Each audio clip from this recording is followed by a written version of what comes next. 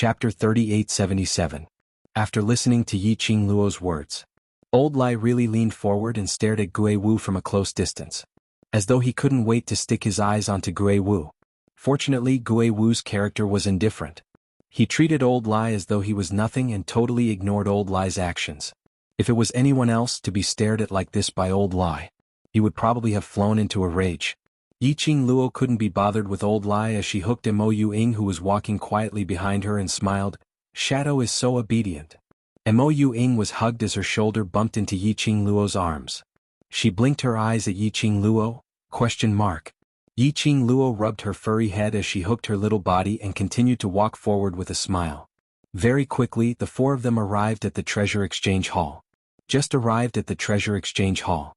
Yi Qing Luo almost thought that she had taken the wrong way, because there were at least hundreds of people crowding around the entrance of the Treasure Exchange Hall. They were split into two teams. One team, everyone was holding various kinds of treasures in their hands. There were jade boxes, medicine bottles, big wooden boxes, weapons on their backs, etc. One team, empty-handed but with an anxious expression. There were some people who were holding crystal notes in their hands as they counted them. The common characteristic of the two teams was brocaded clothes and jade belt, fair and plump, extremely wealthy. What situation was this? This group of people came to the Treasure Exchange Hall to deposit their auction items and to purchase trading items? When did the market in the Treasure Exchange Hall become so good? The most important thing was, at this critical juncture when the Earth realm was suffering from heavy losses, there were still so many people who had the leisure to come to the Treasure Exchange Hall? Those who are ambitious will not let go of any chance to build connections. Mo Ying, who was hooked by her shoulder in her arms, said faintly. Yi Qing Luo lowered her head and looked at the stiffened and emotionless person. She stretched out her hand and pinched her cheek. Shadow is right. These people were indeed like what Mo Ying said. It was obvious that he was here to do business at the Treasures Exchange Hall. But in actual fact, everyone's motive was very clear. If it was in the past, the Treasure Exchange Hall was.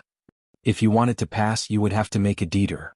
Now, even if Bao Bao won the honor of the best trading house in the auction fair with the beautifying cream, that wasn't to the extent of, with so many people surrounding the treasure house, not even a drop of water could leak through. The main reason was still because Pei Sheng was a collateral descendant of the Huangfu clan, one of the four great clans in the heavenly world. Old Master Huangfu even came to welcome them personally. In everyone's eyes, Pei Sheng would definitely follow the old man to the heavenly realm. If he had befriended Pei Sheng before he left, he would have been delighted. Or perhaps, he wanted Pei Sheng to owe him a favor. Once Pei Sheng stabilized his position in the Huangfu family, this was a way out for the people of the Earth domain. Therefore, one after another, they came to the Treasures Gathering Exchange to make their presence known. From the looks of it, Pei Sheng's place was not as quiet as the Qiao Mansion. A group of people were queuing up and craning their necks. From time to time he would raise his arm to wipe the sweat off his forehead. They were a bunch of pampered people. It was basically not their turn to do things like lining up. However, this time was different. After all, they were here to make a good impression. Naturally, they had to do it personally so that they could show their sincerity. At the forefront, the people from both sides stuck close together as they craned their necks to look at the situation in the Treasure Exchange Hall. Chapter 3878. The entrance of Treasure Gathering Hall was simply too small. The two of them stood at the entrance. There was basically no space. Just at this moment, suddenly, a hand reached over and pressed on their shoulders. With a little force, the two of them were forcibly pulled apart. The two of them who were impatient couldn't suppress the anger in their hearts. Can't you see that everyone is queuing up? Why are you cutting the queue? Get to the back of the queue. Don't break the rules. The two of them reached out to grab the hand on their shoulders. When they turned their heads, they saw an old and horrifying face. Especially the red blood stain on the eye, as if flesh and blood were surging. The two of them were so shocked that they took a few steps back. The hand that was grabbing that person also flung it away. Get out of the way. That person clapped his hands and spat out two words coldly. The two of them looked at that person's face, then their gazes fell on the few figures behind that person. They were so scared that their faces turned pale, and they immediately moved to the side. While nodding and bowing, "Please, please, please come in," the man raised his head high and swaggered into the Treasure Exchange Hall. The few people behind him also followed in, until the few figures walked through the door. The two people in the queue, this time, wiped the sweat off their foreheads and heaved a sigh of relief. Who are those people? Why aren't they queuing? Just because he said to give way, we have to give way? The people at the back of the queue didn't see the faces of those people clearly. They only saw that those people cut the queue and were even welcomed into the treasure exchange. They who had queued for half a day had complaints in their hearts. However, just as they opened their mouths to complain, someone immediately turned his head and looked at the few people with a face full of fear. So, don't shout. If they hear you, you won't even be able to enter the treasure exchange today. The few people who were complaining frowned and craned their necks to look at the entrance of the gathering treasures exchange hall. They asked suspiciously, who are those people? Who have such great power? Could be said that there were hundreds of people queuing outside, randomly pulling one out. They were all famous people in the Earth domain. Who else could make them show such frightened expressions? Did you see that old man just now? The one who walked in first is someone from Hell Palace. Hell Palace. The person who complained immediately turned pale. The terror of the Hell Palace was that the people inside were all lunatics. It was no wonder that the two people standing at the entrance would step aside and respectfully let the old man cut the queue. If it was them, they would rather let the people from the Underworld Palace cut the queue. He didn't want to provoke trouble from Hell Palace. Not just that. Someone shook his head and clicked his tongue. What's the purpose of you lining up at the Treasures Exchange Hall? Although everyone was well aware of it. But when asked this question, the few people who complained still shook their heads and didn't answer. That person did not pursue the matter. Instead, he said straightforwardly, didn't everyone come here to get to know Boss Pei of the Treasures Exchange? Did you see the lady in red who just went in? That young lady is Yiqing Luo. When the three words Yiqing Luo came out from that person's mouth, in the queue, there was a silence that lasted as long as 3 sides. Then there was an explosion. Who was Yiqing Luo? She was a famous person now. How many people racked their brains to rush to the Qiao residence just to meet Yiqing Luo? They had not expected that Yiqing Luo actually came to the Treasures Exchange Hall. No wonder those people automatically gave way. Chapter 3879. For this treasure gathering exchange hall to have such a scene, it was all because of Yiqing Luo. At once, the hundreds of people queuing outside were all discussing about Yiqing Luo's legend. Their words were filled with admiration and envy towards Yiqing Luo. No one noticed. At the corner opposite the treasure gathering exchange hall, a shadow was cast downwards. A slender figure could be seen faintly. When he heard those praises and flattery, he was stunned. Faintly, that figure clenched her fists tightly. In the darkness, that pair of eyes was like a venomous snake, shining with a sinister glint. After Yiqing Luo and the rest stepped into the treasure gathering exchange hall, they also heard those people's discussions outside. Her brows rose as her eyes were filled with ridicule. These people kept on praising and praising her, but it was merely done in front of so many people. More than that, he just wanted to please her. After all, her age was right there. Young ladies of this age, didn't they love that bit of praise and flattery? But, in actual fact, what they were thinking in their hearts, whether they were convinced or not, that was something only they themselves knew. So those praises outside intentionally became louder and louder. Yiqing Luo totally ignored them. After she walked into the treasure gathering, she directly walked towards the direction of the counter. At the counter stood 2 customers. One was here to register to take part in the next round of the treasure gathering auction. The other was here to present treasures. The commotion outside was extremely loud. The few people inside naturally heard it clearly. When Yiqing Luo walked in, those 2 customers had already put on a smile, as they greeted Yiqing Luo politely. Behind the counter, the 2 busy people immediately raised their heads and looked towards Yiqing Luo. Gu Zishi took a look at Yiqing Luo as she smiled and called out, "Ah, Luo." She lowered her head again as she continued to record the customer's name list. Perhaps it was because yesterday Yiqing Luo's attitude towards Pei Xing was slightly solemn. On seeing Yiqing Luo, Pei Xing immediately raised his head anxiously, as his eyes looked at Yiqing Luo helplessly as he speedily left. The booklet and brush in his hands dropped onto the ground. This look seemed like a student meeting his own form teacher. Yiqing Luo, what was going on? Did she look that fierce? Xing? Gu Zishi heard the noise beside her and immediately looked at Pei Xing worriedly. When he saw the brush by Pei Xing's feet, he immediately bent over to pick it up. Zishi. I'm fine. Pei Xing sounded nervous. After that, he took a careful look at Yiqing Luo and immediately squatted down, helping her to pick up the things. The 2 of them picked up the items at the same time, stood up and put them on the counter at the same time. Their hands collided. After a short pause, the two of them raised their heads at the same time and looked at each other. Soon after, a large blush spread on their faces. At the same time, the two of them quickly retracted their hands as if they had touched a flame. With a bashful look, she averted her gaze. Yiqing, Luo and the rest. Baffled, were they fed another mouthful of dog food?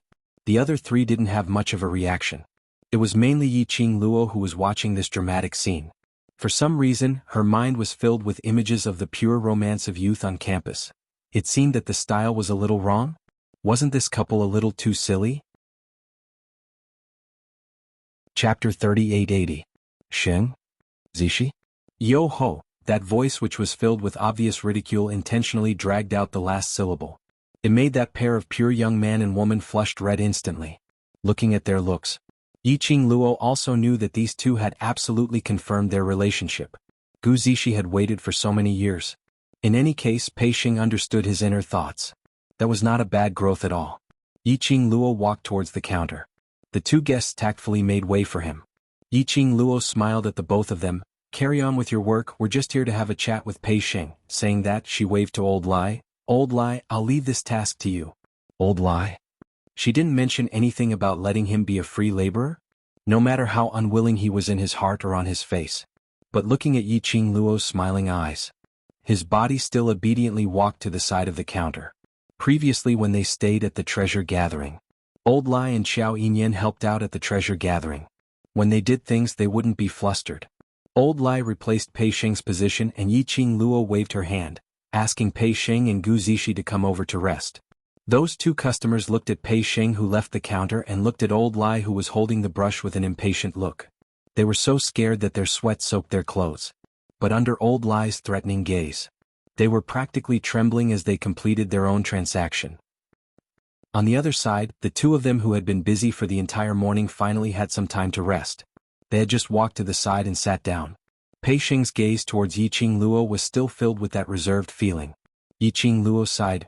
Have you forgotten what I said to you yesterday? Between us, we are friends, partners, not some superior and subordinate. Why are you so afraid of me? Pei Xing's hand, which was holding the teacup, tightened as his eyelashes trembled unnaturally. His voice was slightly low. Speaking till the end, his entire head lowered. The aura from you is too strong. Yiqing Luo? Her aura was 2 meters 8? How could he be scared to this extent? It seemed that she was very cute in front of her brothers. Okay? Gu Zishi couldn't help but laughed as she shook her head at Yiqing Luo. There's no need to specially correct his thinking. It's good that he's afraid of you, at least you can control him. Yiqing Luo rolled her eyes at Pei Xing. This feeling makes it seem as though I'm very fiendish. My aura is too strong, so why isn't Zishi afraid of me? Pei Xing glanced at Gu Zishi and blushed again. This innocent look really made Yiqing Luo have an impulse to tease her. But he thought of Pei Xing's character. She resisted the urge. Don't be teased by her. Pei Xing started to question himself again. He wondered if he was worthy of Gu Zishi, and then he fell into self-denial. After all, to Pei Xing, her aura was too strong. Look at how nervous you are. Gu Zishi couldn't help but stretched out her hand as she poked Pei Xing's shoulder and looked towards Yiqing Luo as she asked, You came running over to gather treasures? Is it to hide from those guests who had gone to Qiao residence to visit? Yiqing Luo clicked her tongue. You really dote on your Sheng. Gu Zishi's question was obviously telling Pei Xing. She came over to gather treasures, not to ask for an answer as to whether he was going to Heaven Realm or staying in Earth Realm, but to hide from the various powerhouses' cultivators. Chapter 3881.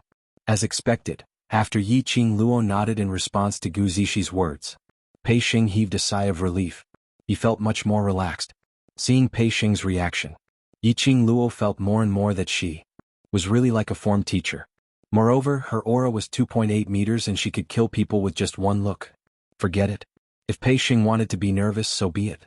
Anyway, he wasn't the one who was nervous. Yiqing Luo glanced at the two customers who were listening to their conversation with their ears pricked up. Then he looked at Pei Xing, raised his eyebrows and reminded him, the business of treasure gathering has improved. If you want to hold an auction, are you sure you have extra time? It wasn't easy to organize an auction. In particular, only he and Gu Zishi were busy at the Treasures Exchange Hall. If he wanted to hold a successful auction, he would need at least 10 days to half a month of preparation time. However, the Huangfu clan only gave him 3 days to consider. If he chose to stay in the land, this auction was naturally not a problem. However, if he chose to return to the Heaven Realm, now that he had made so many deals, at that time, how could they still be in charge of the auction? The problem which Yiqing Luo mentioned, Pei Xing really hadn't thought about it. Instantly, his eyes widened in astonishment as he looked at Yiqing Luo. He looked at Pei Xing's expression. Yiqing Luo could roughly guess it. Pei Xing was more inclined to follow old man Huangfu to the Heaven Realm from the bottom of his heart. Otherwise, he wouldn't have revealed such a shocked expression. But that's true. For Pei Xing, who had lost all his family members after witnessing his father drown himself in the river, Pei Xing's heart sank. His family was really his biggest weakness. Even if he knew it was a tiger's den. However, he couldn't help but want to give it a try. This was human nature and a very normal way of thinking. I actually forgot such an important thing. Gu Zixi pretty face paled. I was too happy to see so many customers coming to the treasures exchange hall. I didn't think too much about it. She immediately stood up, ran over to the counter, and brought over the list of names she had recorded. Since yesterday, I have already booked at least 400 people. What should I do? Pei Xing stared blankly at the booklet that Gu Zixi was flipping through. A trace of pain and entanglement surfaced on his face. Could it be, this was the will of the heavens? Even the heavens felt that, should he stay in the land? Pei Xing's thoughts were too obvious. Yiqing Luo raised her hand and pressed down the booklet that Gu Zixi was flipping through. Both of them turned to look at her. Yiqing Luo took the booklet from Gu Zixi's hand, closed it and pressed it on the table. She looked at Pei Xing calmly with a pair of charming eyes that didn't contain a hint of a smile. That invisible pressure. Immediately, Pei Xing became nervous again. Yiqing Luo pressed on the booklet. Her voice was very calm and light, without much emotion. Why do you feel that it's hard to choose? This kind of thing is easy to resolve, isn't it? But it happened. She spoke in a calm tone. On the contrary, it made them feel even more pressured. That was what Pei Xing thought. His handsome face turned slightly pale. Gu Zixi, who was standing to one side, finally understood what Pei Xing meant by a powerful aura. This kind of aura, if placed on a normal person, would not be able to withstand it. Most of them would be so scared that their legs would go soft, right? Chapter 3882. Pei Xing's expression turned blank when he heard Yiqing Luo's question. His brows creased tightly into a bundle.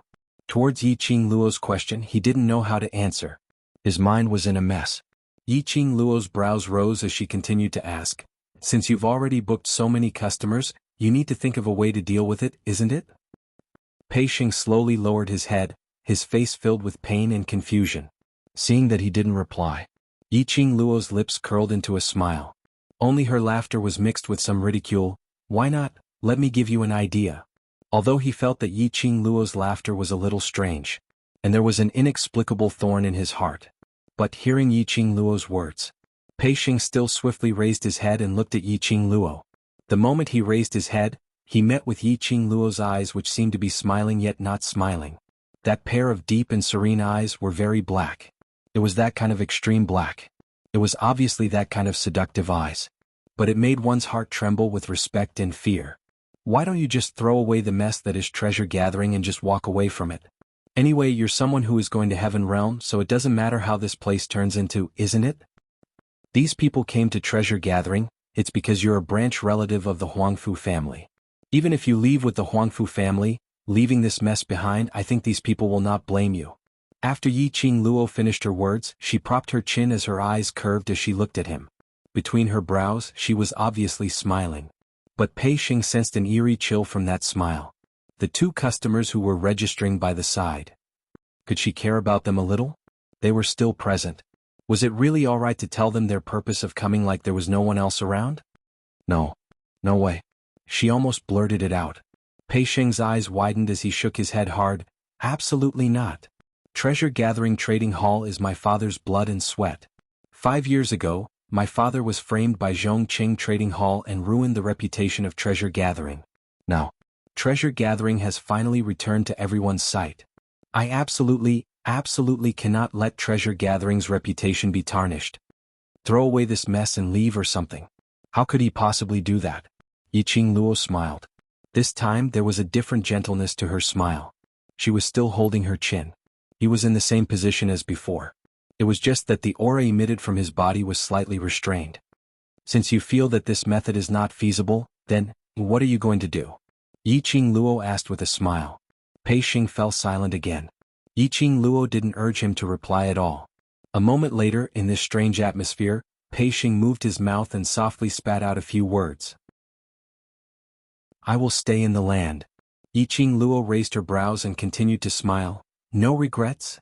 Pei Xing wanted to say that he didn't regret it. But when the words reached his mouth, it was as if something was stuck in his throat, and he couldn't spit them out no matter what. Don't you regret it? He didn't know. He really didn't know. Yiqing Luo laughed out loud at this moment.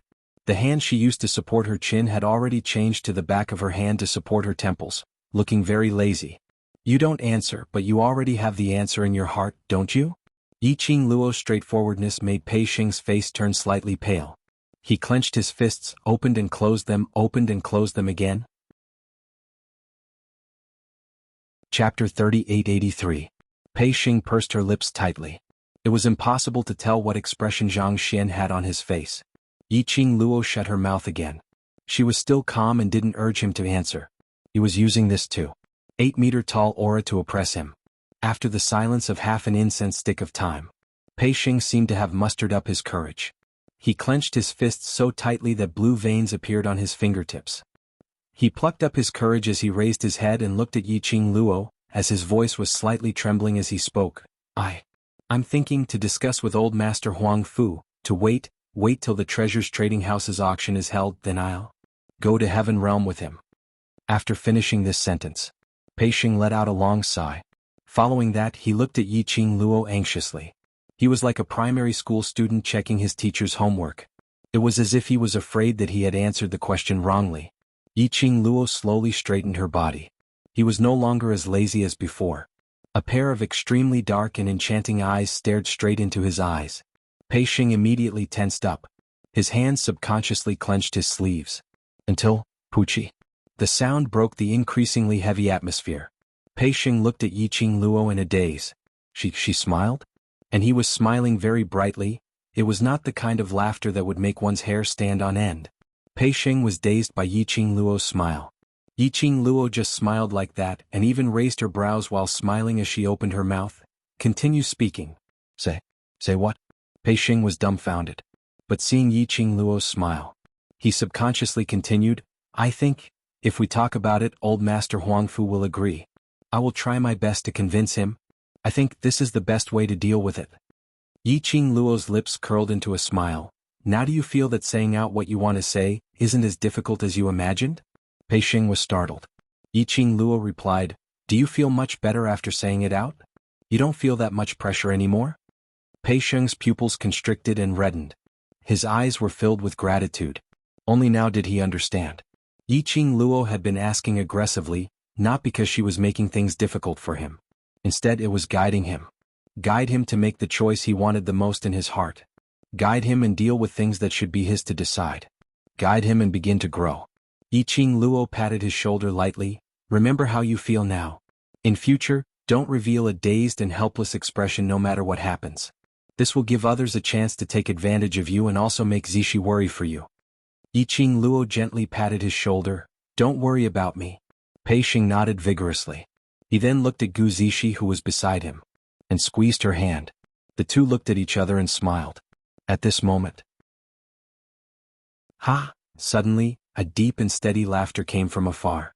In the next instant, a figure appeared in the hall of the treasure-gathering hall. When he saw who it was, the two guests at the side immediately felt their legs go soft, and they knelt on the ground. The people sitting around the chairs also stood up. Old Master Huang Fu. The guest spoke with a trembling voice, filled with excitement and fear. Yiqing Luo took a look at the smiling Huang Fu Jintian. She winked at Old Lai. Lao Lai immediately dropped the brush in his hand, picked up a guest with each hand and walked toward the door. After that, he threw the two guests out. He clapped his hands and closed the door with a paw. The hundreds of people from various powerhouses who were still queuing. What situation was this? They had queued for so long? Chapter 3884. However, no matter how the people outside talked or how they knocked on the door, the tightly shut door did not respond at all. thinking about how Yi Qing Luo and the rest had just entered. Later on, it seemed that even the big boss from the heaven realm had entered, even if everyone had doubts and complaints in their hearts. Even so, he did not dare to force his way in. They could only choose, they could either leave or wait patiently in the queue. Within the treasure-gathering hall. Because of Huangfu Jintian's appearance, the relaxed atmosphere from before instantly became heavy. Even Pei Xing, compared to when he saw Yi Qing Luo, was even more uneasy as he stood ramrod straight with both hands hanging by his side. The others frowned slightly and looked at him without blinking. Huangfu Jintian didn't feel that his appearance had affected anything at all. He laughed heartily as he walked towards Pei Xing. Because of this smile, his solemn and dignified face looked a little benevolent. He looked at Pei Xing with a gentle gaze. He walked up to Pei Xing and patted Pei Xing's shoulder. It was just this action. Pei Xing was so shocked that his body tensed up. He was incomparably stiff. Even his breathing was so nervous that it was extremely slow. Huangfu Jintian seemed as if he completely didn't notice Pei Xing's nervousness. He didn't feel that the atmosphere in the room was very heavy. With a smile on his face, he patted Pei Xing's shoulder and said, "Good lad, grandfather heard everything you said just now. You promised to follow grandfather back to the Huangfu clan, but grandfather took it seriously." Pei Xing's expression became even more complicated when he called him grandfather. Coupled with Huangfu Jintian's benevolence that was completely different from yesterday and the intimate action of patting his shoulder, Huangfu Jintian's expression changed. This shocked Pei Xing to the point that he was excited and terrified. His heart was beating so fast that it felt like it was going to jump out of his throat. "Brat, your friend did the right thing. The best way to deal with this matter is to find a way to solve it yourself." Huangfu Jintian patted Pei Xing again before retracting his hand as he looked at Yi Qing Luo with a face full of smiles. "Miss Yi, many thanks for guiding this fellow to find the right way." Yi Qing Luo's lips curled. "In that case, you've agreed to Ah Sheng's condition?" A wisp of a bright light flashed past Huangfu Jintian's dignified and wise eyes. It was gone in a flash. But it didn't escape Yi Qing Luo's eyes. Subsequently, Huangfu Jintian glanced at Pei Xing with deep meaning and said, "That depends on how this kid convinces me." Pei Xing tensed up again. He was slightly dazed by Huangfu Jintian's intentionally intimate attitude. He originally thought that Huangfu Jintian would agree readily. However, he didn't expect Huangfu Jintian to say this. However, Yi Qing Luo's smile grew even wider as she nodded in agreement. "What old Master Huangfu said is right, I feel the same way too." The old man and the young man looked at each other and smiled. They then turned to look at Pei Xing at the same time. Pei Xing could only feel a tinge of coldness rising from his back amidst his anxiety and fear. Suddenly, a sharp and hurried voice sounded, "No, you can't. Grandfather, you can't agree so easily." Then Huangfu and the other two broke into the room. Huangfu Fengyan pounced over and hugged Huangfu Jintian's hand while biting her lower lip tightly. "Grandfather, Pei Xing has Huangfu family's blood in him. Bringing him back to Huangfu family is already his grace. Grandfather has already taken a step back and allowed him to bring a useless lowly lady back to Huangfu family. He still had many requests." Chapter 3885. As Huangfu Fengyan was speaking, she shot a sinister glare towards Gu Zixi direction. But when she looked towards Huangfu Jintian, her beautiful face was replaced with sincerity, as though every single word was for the sake of the Huangfu family. The moment the three of them appeared, they surrounded Huangfu Jintian in the middle. Evidently, they had witnessed everything that had happened earlier. On seeing their old master and Yi Qing Luo smiling at each other, as though their relationship was extremely intimate, they finally couldn't hold it in any longer. They absolutely could not let old master develop any interest towards that slut Yi Qing Luo. Otherwise, if they had old master's support, wouldn't Yi Qing Luo be able to do whatever she wanted? Huangfu Fengyan was thinking furiously in her heart. Suddenly her eyes went blurry. A black shadow flashed past. Her body was locked down by an enormous force. Pa! A crisp slap resounded in the hall. Huangfu Fengyan could only feel her ears buzzing. Her cheek was burning in pain. It made her realize what had happened. She raised her hand and covered her cheek, which was slapped. She stared fiercely at the person who made a move on her. The stare met with a young lady's scornful gaze. The young lady in front of her was dressed in a blazing red robe, peerlessly beautiful. A head of silky black hair cascaded down onto that slender shoulder. There wasn't a single piece of decoration on her, simple yet elegant. Her entire person was filled with a lazy, undisciplined temperament. However, The young lady's lips curled into a faint smile. That unattainable peerless elegance between her brows made one feel intimidated with just one look. Huangfu Fengyan was the same. She only raised her head to take a look. Even the question about being slapped was stuck in her throat. "Who are you talking about, lowly woman?" Yiqing Luo raised her chin as her voice was icy cold. Huangfu Fengtan was agitated by this cold words as she shuddered, as though she suddenly woke up. Half of her swollen red face instantly emitted an intense pain. Her eyes were fuming with anger as she pointed towards Gu Zishi and Yiqing Luo in a flustered and exasperated manner. "I'm talking about you. I'm talking about you. I'm talking about the both of you." Yiqing Luo calmly replied with a word. His tone was so noble and aloof. Huangfu Fengyan's heart was filled with rage, but when she heard this her face turned pale. "Puchi?" A chuckle could be heard. Gu Zishi covered her mouth, her eyes crinkling as she smiled. Her pretty face was full of ridicule and ridicule. Huangfu Fengyan's eyes seemed to have been pierced. A conversation suddenly popped up in his mind. "Lowly woman, who are you talking about?" Wasn't she calling herself a lowly woman? Her face instantly turned red. Her usually beautiful and arrogant face now had a sinister and terrifying expression on it. Damn slut. How dare he humiliate her like this? Grandfather. Huangfu Fengyan was angered to the point that her eyes turned red and tears gushed out. They are simply bullying people intolerably. Going too far? Yiqing Luo scoffed lightly as she raised her long arm and hooked onto Gu Zishi's shoulder. Following that, her slender body seemed to be boneless as she leaned lazily on Gu Zishi. Her eyes were filled with smiles, but there wasn't a single trace of a smile in her eyes. "You're just a lowly woman, what right do you have to bully my Zishi? I'm afraid you don't know that if it wasn't for Zishi, the Xing you see now would be a corpse." Although her words were said while looking at Huangfu Fengyan. Chapter 3886. Huangfu Trio's expressions were extremely ugly. Especially Huangfu Fengyan. After she heard this sentence, her eyes were bloodshot. Lowly woman? She was the dignified Huangfu family's fourth miss. How could she be compared to a woman from the Earth realm? Damn Yiqing Luo. She was so angry that her entire body was trembling. Huangfu Chi Fei's gentle eyes flashed past a glint. After taking a look at Huangfu Jintian, he took quick steps towards Huangfu Fengyan as he held onto Huangfu Fengyan's shoulder with one hand, bringing her trembling body to the back of Huangfu Jintian. "Fengyan, grandfather has finally found cousin Pei Xing. This is a joyous occasion, don't mess around." Huangfu Chi Fei's voice was very gentle, with a sense of pacification. Huangfu Fengyan bit her lower lip tightly, as the blood-red color in her eyes had not dispersed. But it had quietened down. Huangfu Jintian's white brows creased tightly. His expression was unfriendly as he looked at Huangfu Fengyan unhappily, before looking at Yiqing Luo. His tightly creased brows creased even tighter. "Miss Yi."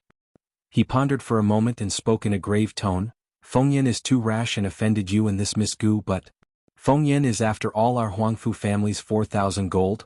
Will Miss Yi please consider carefully before you make a move next time?" This matter was indeed Huangfu Fengyan's problem. Huangfu Jintian couldn't very well accuse Yiqing Luo's actions. But Huangfu Fengyan was after all his granddaughter, and a member of his Huangfu family. She was so easily bullied by others. Wouldn't that make others look down on Huangfu family? Especially when it was in the lower realm. But for Huangfu Jintian, based on his status. Indeed, he had lowered himself to a very low level. His meaning was very clear. He gave her face. And hoped that she would give Huangfu family some face on his account, and give Huangfu family some face. This matter of beating up Huangfu Fengyan would end like this. Yiqing Luo naturally heard the meaning behind Huangfu Jintian's words. She raised her brows as she smiled and nodded. "All right, next time before I make a move I will definitely inform you." Huangfu Jintian? After talking for so long you still want to fight? Yiqing Luo shrugged her shoulders as she spread out her hands helplessly. "You've seen it for yourself, it's not that I'm willing to take action, but some people are itching for a beating and insist on coming over to be beaten. Old Master also knows that for a kind-hearted person like me, how would I bear to reject someone's fervent request, right?" How would Huangfu Fengyan not hear the sarcasm in Yiqing Luo's words as she gritted her teeth and stared at Yiqing Luo? He hadn't even raised his hand and pointed at Yiqing Luo. However, he was forced back by Huangfu Jintian's gaze. Yiqing Luo didn't even spare Huangfu Fengyan a glance. Instead, he pushed Gu Zishi in front of the old man. Then, with a calm gaze, he looked at the old man and enunciated each word clearly. Don't think that your heaven realm is so good or that the Huangfu family is so good. Everyone here is very clear on how difficult it is for a large family to survive. Don't say anything. Pei Xing and Zishi have gone to the Huangfu clan. You can take care of them. When we really go to the Huangfu clan, you won't have the time to ask them. Whereas Zishi has her own power in the earth realm, able to call the shots.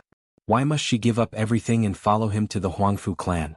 To face all the dangers and fear all those unknown things? Do you think she's stupid? She gave up everything in the earth realm and followed Ah Sheng to the heaven realm, just because she loves Ah Sheng. Chapter 3887. Yiqing Luo's straightforward words made Gu Zishi's face turn red. She was pushed in front of old Master Huang. Hearing Yiqing Luo praising herself in various ways, she was even more embarrassed. She didn't even dare to raise her head to look at old Master Huang. Especially when she heard Yiqing Luo saying, to have your own force, to call the wind and summon the rain, her expression changed slightly. She had not expected, Yiqing Luo had already seen through it. But, to tell the truth, her so-called force as compared to the Huangfu family, was indeed a world of difference. She wanted to move away. But her back was blocked by Yiqing Luo's hand. Soon after, the girl's cold yet extremely clear voice drilled into one's heart. So, Zishi doesn't owe your Huangfu family anything but Pei Xing owes Zishi. Her brows rose as her cold voice called out Pei Xing's name. Ah Sheng, am I right? Pei Xing was stunned by the 2-meter-8 aura once again. Especially when he heard Yiqing Luo's words. He was even more dazed. The gaze he used to look at Gu Zishi was filled with heartache and guilt. So he hurriedly nodded his head vigorously. Even withstanding the pressure from Huangfu Jintian, he strode to Gu Zishi's side and held her hand. Zishi? Sorry. And really thank you. Willing to give up everything for him. Such a beautiful lady. He would use his entire life to repay her. Pei Xing took the initiative to get closer and held her hand. This made Gu Zishi's anxious heart instantly calm down. To her, Pei Xing was her calming pill. As long as Pei Xing's feelings towards her and his heart towards her no longer wavered, she had nothing to fear. Her originally apprehensive and slightly bashful blushing face was now filled with a blissful and sweet smile. Her and Pei Xing's hands were intertwined tightly as her eyes were filled with tenderness. Yiqing Luo looked on from the side as her lips curled into a satisfied smile. To make Pei Xing take the initiative to walk to Gu Zishi's side at this moment, to give her comfort and warmth. This was Pei Xing's biggest improvement. As expected. As long as it was related to love. It could give a person a huge amount of courage. But the sweet atmosphere between Pei Xing and Gu Zishi. In her or Grandpa Xing's eyes it was sweet. But in the eyes of Huangfu and the other two, it was extremely glaring. Especially looking at the smile on Yiqing Luo's lips. Huangfu Fengyan's eyeballs were about to pop out. Anger surged in his heart. She couldn't help but sneer. Her voice was sharp because of her anger. You make it sound nice. What do you mean by your own forces? What do you mean by giving up everything? To put it bluntly, aren't you just trying to curry favor with the powerful? Using Pei Xing to climb up the ranks of the Huangfu family? What kind of power can rival our Huangfu clan? Fengyan. Huangfu Fengyan spoke rudely once more and completely infuriated Huangfu Jintian. Huangfu Jintian shouted out fiercely, and the gaze he shot at Huangfu Fengyan was filled with a stern warning. Huangfu Fengyan pouted and lowered her head. Without waiting for Huangfu Jintian to apologize to Yiqing Luo had already burst out laughing. Between his brows, there was a lazy and elegant expression. However, the words that came out of his mouth were extremely cold. Old Master, you've seen it for yourself. It's not that I don't want to give Old Master face. But her voice sounded like she was laughing. Laughing so much that it made one's hair stand on end. Following that, her vision slowly shifted towards Huangfu Fengyan. The smile on the corners of her lips became even thicker. Chapter 3888. Huangfu Fengyan's face instantly sunk as the murderous intent in her eyes surfaced. As though she couldn't wait to rush forward and tear Yiqing Luo into pieces. Facing such a gaze, Yiqing Luo totally didn't care about it. Anyway, with old Master Huangfu around, Huangfu Fengyan had no chance to make a move. Moreover, old Lai Guiwu and the rest were around. She was afraid that Huangfu Fengyan wouldn't make a move. As long as Huangfu Fengyan dared to make a move, she would have the reason to. Let Huangfu Fengyan die without any hesitation. Huangfu Fengyan, if you dare to say another word, in future no matter what occasion you are to stay in the Huangfu family obediently and not take a step out. Huangfu Jintian was obviously infuriated by Huangfu Fengyan as his eyes widened. Was he going to ground her? Huangfu Fengyan looked at her grandfather in disbelief. But when she met her grandfather's eyes which were filled with anger, she shuddered as she hung her head down, not daring to say another word. Yiqing Luo expressed that there was still a little bit of disappointment. If they could create a ruckus, she would be able to properly teach Huangfu Fengyan a lesson. TSK. Looking at Yiqing Luo shaking her head and sighing uninterestedly. As astute as Huangfu Jintian, how could he not see through her thoughts? Huangfu Jintian's eyes darkened and disappeared in a blink of an eye. Very soon, his face lit up with a generous and benevolent yet dignified smile. I know that Lady Gu is a good lady. Even though I haven't spent much time with Lady Gu, I know that for you to be so unswervingly devoted to this boy when he had nothing left, you must truly be treating him with sincerity. No matter how big Miss Gu's influence in the Earth realm is, this is after all created by Miss Gu using her own hands and ability, so this is worthy of our respect. I am also very clear that Miss Gu put down everything in the Earth realm and followed this silly kid to the Heaven realm, to a foreign unknown place. How much courage did you have? I believe in Pei Sheng's foresight and choice, and I believe that I am not so old that my eyes are failing me. Huangfu Jintian said one sentence after another, in a sincere manner. It didn't seem like it, he was just casually saying it. Gu Zixi eyes reddened as she tried to understand his words. Huangfu Jintian smiled at Gu Zixi. Young lady, thank you so much. Gu Zixi covered her mouth. Nothing was more touching than this. She didn't care if others could understand her or misunderstand her. It was enough for her to obtain the approval of Pei Sheng's elders. Huangfu Jintian then looked at Pei Sheng and said, Stinking brat, treat your young lady well. She is a good lady. Pei Sheng looked at Gu Zixi and intertwined their fingers. A rare look of determination appeared on the man's handsome face. I came here today just to see you and also to deepen your impression of your grandfather. Now that I'm done, I'll take my leave first. I won't disturb you youngsters. He stepped forward and patted Pei Sheng's shoulder before patting Gu Zixi shoulder. With a smile, his figure flickered and he disappeared from the hall. Only the remnants of his majestic voice still lingered in the air. And the three of you, go back to the heavenly realm. Night. Huangfu Fengyan, who was scolded by Huangfu Jintian, was lying on the bed with half of her face still swollen. She gritted her teeth and clenched her fists, pounding the bed with force. Damn you Qing Luo. You slut. I want you to die. She angrily pounded the bed with force. Fengyan. A slightly dissatisfied voice was heard in the wind. Chapter 3889. Hearing that person's voice, Huangfu Fengyan's ferocious expression froze. She immediately looked up. She saw the man standing by the bed, staring at her with a dark expression. Huangfu Fengyan immediately sat up on the bed and shifted her gaze away from the man at a loss. She nervously called out, Third brother? That's right. The person who came was the third young master of the Huangfu family, Huangfu Qifei. Huangfu Qifei stared straight at her. His usually warm eyes now contained a bit of coldness, especially after seeing her lower her head. The disdain in his eyes was even more obvious. Huangfu Qifei didn't speak for a long time. Huangfu Fengyan's heart was in a mess. From time to time she would glance at Huangfu Qifei's eyes. Facing her third brother, she had always been in awe and fear. She wasn't even this nervous in front of her brother, Huangfu Dongyu. Huangfu Qifei clearly looked gentler and gentler than the others. But Huangfu Fengyan was clear. Under the gentle mask of her third brother, there was a hidden cruelty.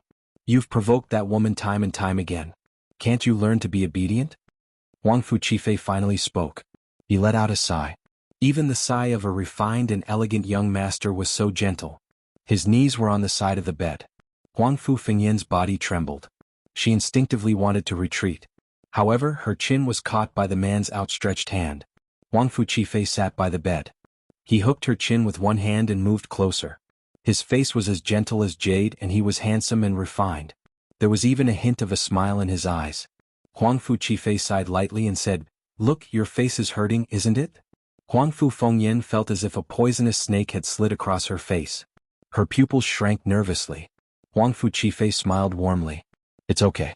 You'll get used to it sooner or later. Fengyan, with the situation today, Our days in the future will be more difficult than now. Huangfu Fengyan was forced to meet his gaze. Looking at the gentleness in the man's eyes, she trembled. Even her lips were trembling. What happened? No. Grandfather won't. Don't you see the situation clearly? Huangfu Qifei sighed as he shook his head. Pei Xing, that fellow now has a backer. Moreover, Yiqing Luo's performance is very obvious. She is determined to help Pei Xing. You know very well that the power behind Yiqing Luo is not just an overlord. A wisp of a cold light flashed past the depths of Huangfu Qifei's warm eyes, and it vanished in a fleeting manner. He then looked at Huangfu Fengyan. The emotions in his eyes had returned to the gentleness of a young master. After Pei Xing returns to Huangfu family, on account of the overlord and those powerhouses behind Yiqing Luo, they will definitely give Pei Xing a very high position. By then, how do you think Pei Xing will treat us? He paused slightly, his fingers caressing Huang Fengyan's face, his eyes filled with heartache. My pitiful Fengyan, such a beautiful face, how could she be so ruthless?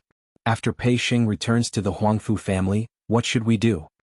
Huangfu Qifei's voice, expression, and actions. They were all heartache and helpless towards Huangfu Fengyan. However, Huangfu Fengyan listened to his words. She only felt her body turning icy cold. She shivered as her little hands clenched tightly onto Huangfu Qifei's sleeve, as though she was grabbing onto a life-saving straw. Chapter 3890. So, what does Fengyan want to do? Huangfu Qifei held her hand instead and patted her back lightly like a big brother, comforting her with a warm voice. I want to. Huangfu Fengyan stiffly leaned into Huangfu Qifei's embrace, her eyes bursting with intense killing intent. I want him dead. Who do you want to die? Huangfu Qifei smiled warmly and slightly tightened his grip on Huangfu Fengyan's hand. Pei Xing. She would never allow anyone to affect her position in the Huangfu family. Pei Xing was just a lowly branch disciple. A piece of trash that didn't even have half of the Huangfu family's blood in him. She would never let Pei Xing have any chance to climb over her head. Good girl. Huangfu Qifei smiled lightly as he placed his hand on Huangfu Fengyan's head, and his voice became even lower and gentler. Just do as you want to do. No matter what, third brother will always be behind you and shield you from the wind and rain. Huangfu Fengyan's eyelashes trembled as she clasped her hands together. Then he hugged Huangfu Qifei tightly. Third brother, good girl? Huangfu Qifei lightly patted her head and shoulders. His voice was still so magnetic and pleasant to listen to. However, that refined and gentle face. What emerged was a chilling ruthlessness. Especially that pair of extremely bright eyes in the dark night, flowing with treacherous cold light. Within the treasures gathering exchange house. Because there were many guests on the list. Yiqing Luo and the rest also stayed behind to help tidy up the treasures. Until it was almost midnight. Yiqing Luo and the rest then prepared to leave. Pei Xing and Gu Zixi walked them to the door. After greeting, Yiqing Luo was about to leave. Pei Xing hesitated for a while before he quickly walked to Yiqing Luo's side and whispered, Luo, I still have something to tell you. Ever since Pei Xing sent her out, his gaze had drifted over her body from time to time. Yiqing Luo also guessed that Pei Xing had something to tell her. She didn't expose him because she wanted Pei Xing to take the initiative to mention it. So Yiqing Luo wasn't surprised at all, only allowing Gui Wu and the rest to make a move first. Gui Wu and the others walked far away. Pei Xing pouted and said softly, Today in front of old Master Huangfu, thank you, if Yiqing Luo wasn't around. The old man's arrival and the trio's arrival. It would definitely overwhelm him and Gu Zixi. Especially that group of three, he continued to humiliate Gu Zixi. If he was angered, he would only go crazy and argue with those three people. By then, old Master Shin's impression of Zixi would be even worse. I'm just speaking the truth. Yiqing Luo took a look at Gu Zixi direction as her lips curled, so you should really treat Zixi well. If there's a lady who is willing to give up everything for you, then that means that she really loves you, so don't let Zixi down. I know. At the mention of Zixi, the light in Pei Xing's eyes became brighter and more determined. I won't let her down. Yiqing Luo smiled. Pei Xing continued, Actually, I have another question. Yiqing Luo asked. Pei Xing lowered his eyes and quickly raised them to look at her. Judging from old Master Huangfu's attitude today, he should have agreed to let me hold the auction of the treasure-gathering auction, right? After asking this question, Pei Xing immediately lowered his head, feeling extremely apprehensive. Yiqing Luo's lips curled slightly as she asked in reply, "What do you think?" "I think yes." Pei Xing nodded. Chapter 3891. Pei Xing's thoughts were exposed and his face flushed red. He indeed meant it this way. But there was no need to be so direct. Yiqing Luo laughed when she heard that. But the laughter made Pei Xing feel a little guilty. He stiffened his body and as he raised his head, he clenched his fists and whispered, "Old master, he seems to be testing me. That feeling makes me breathless."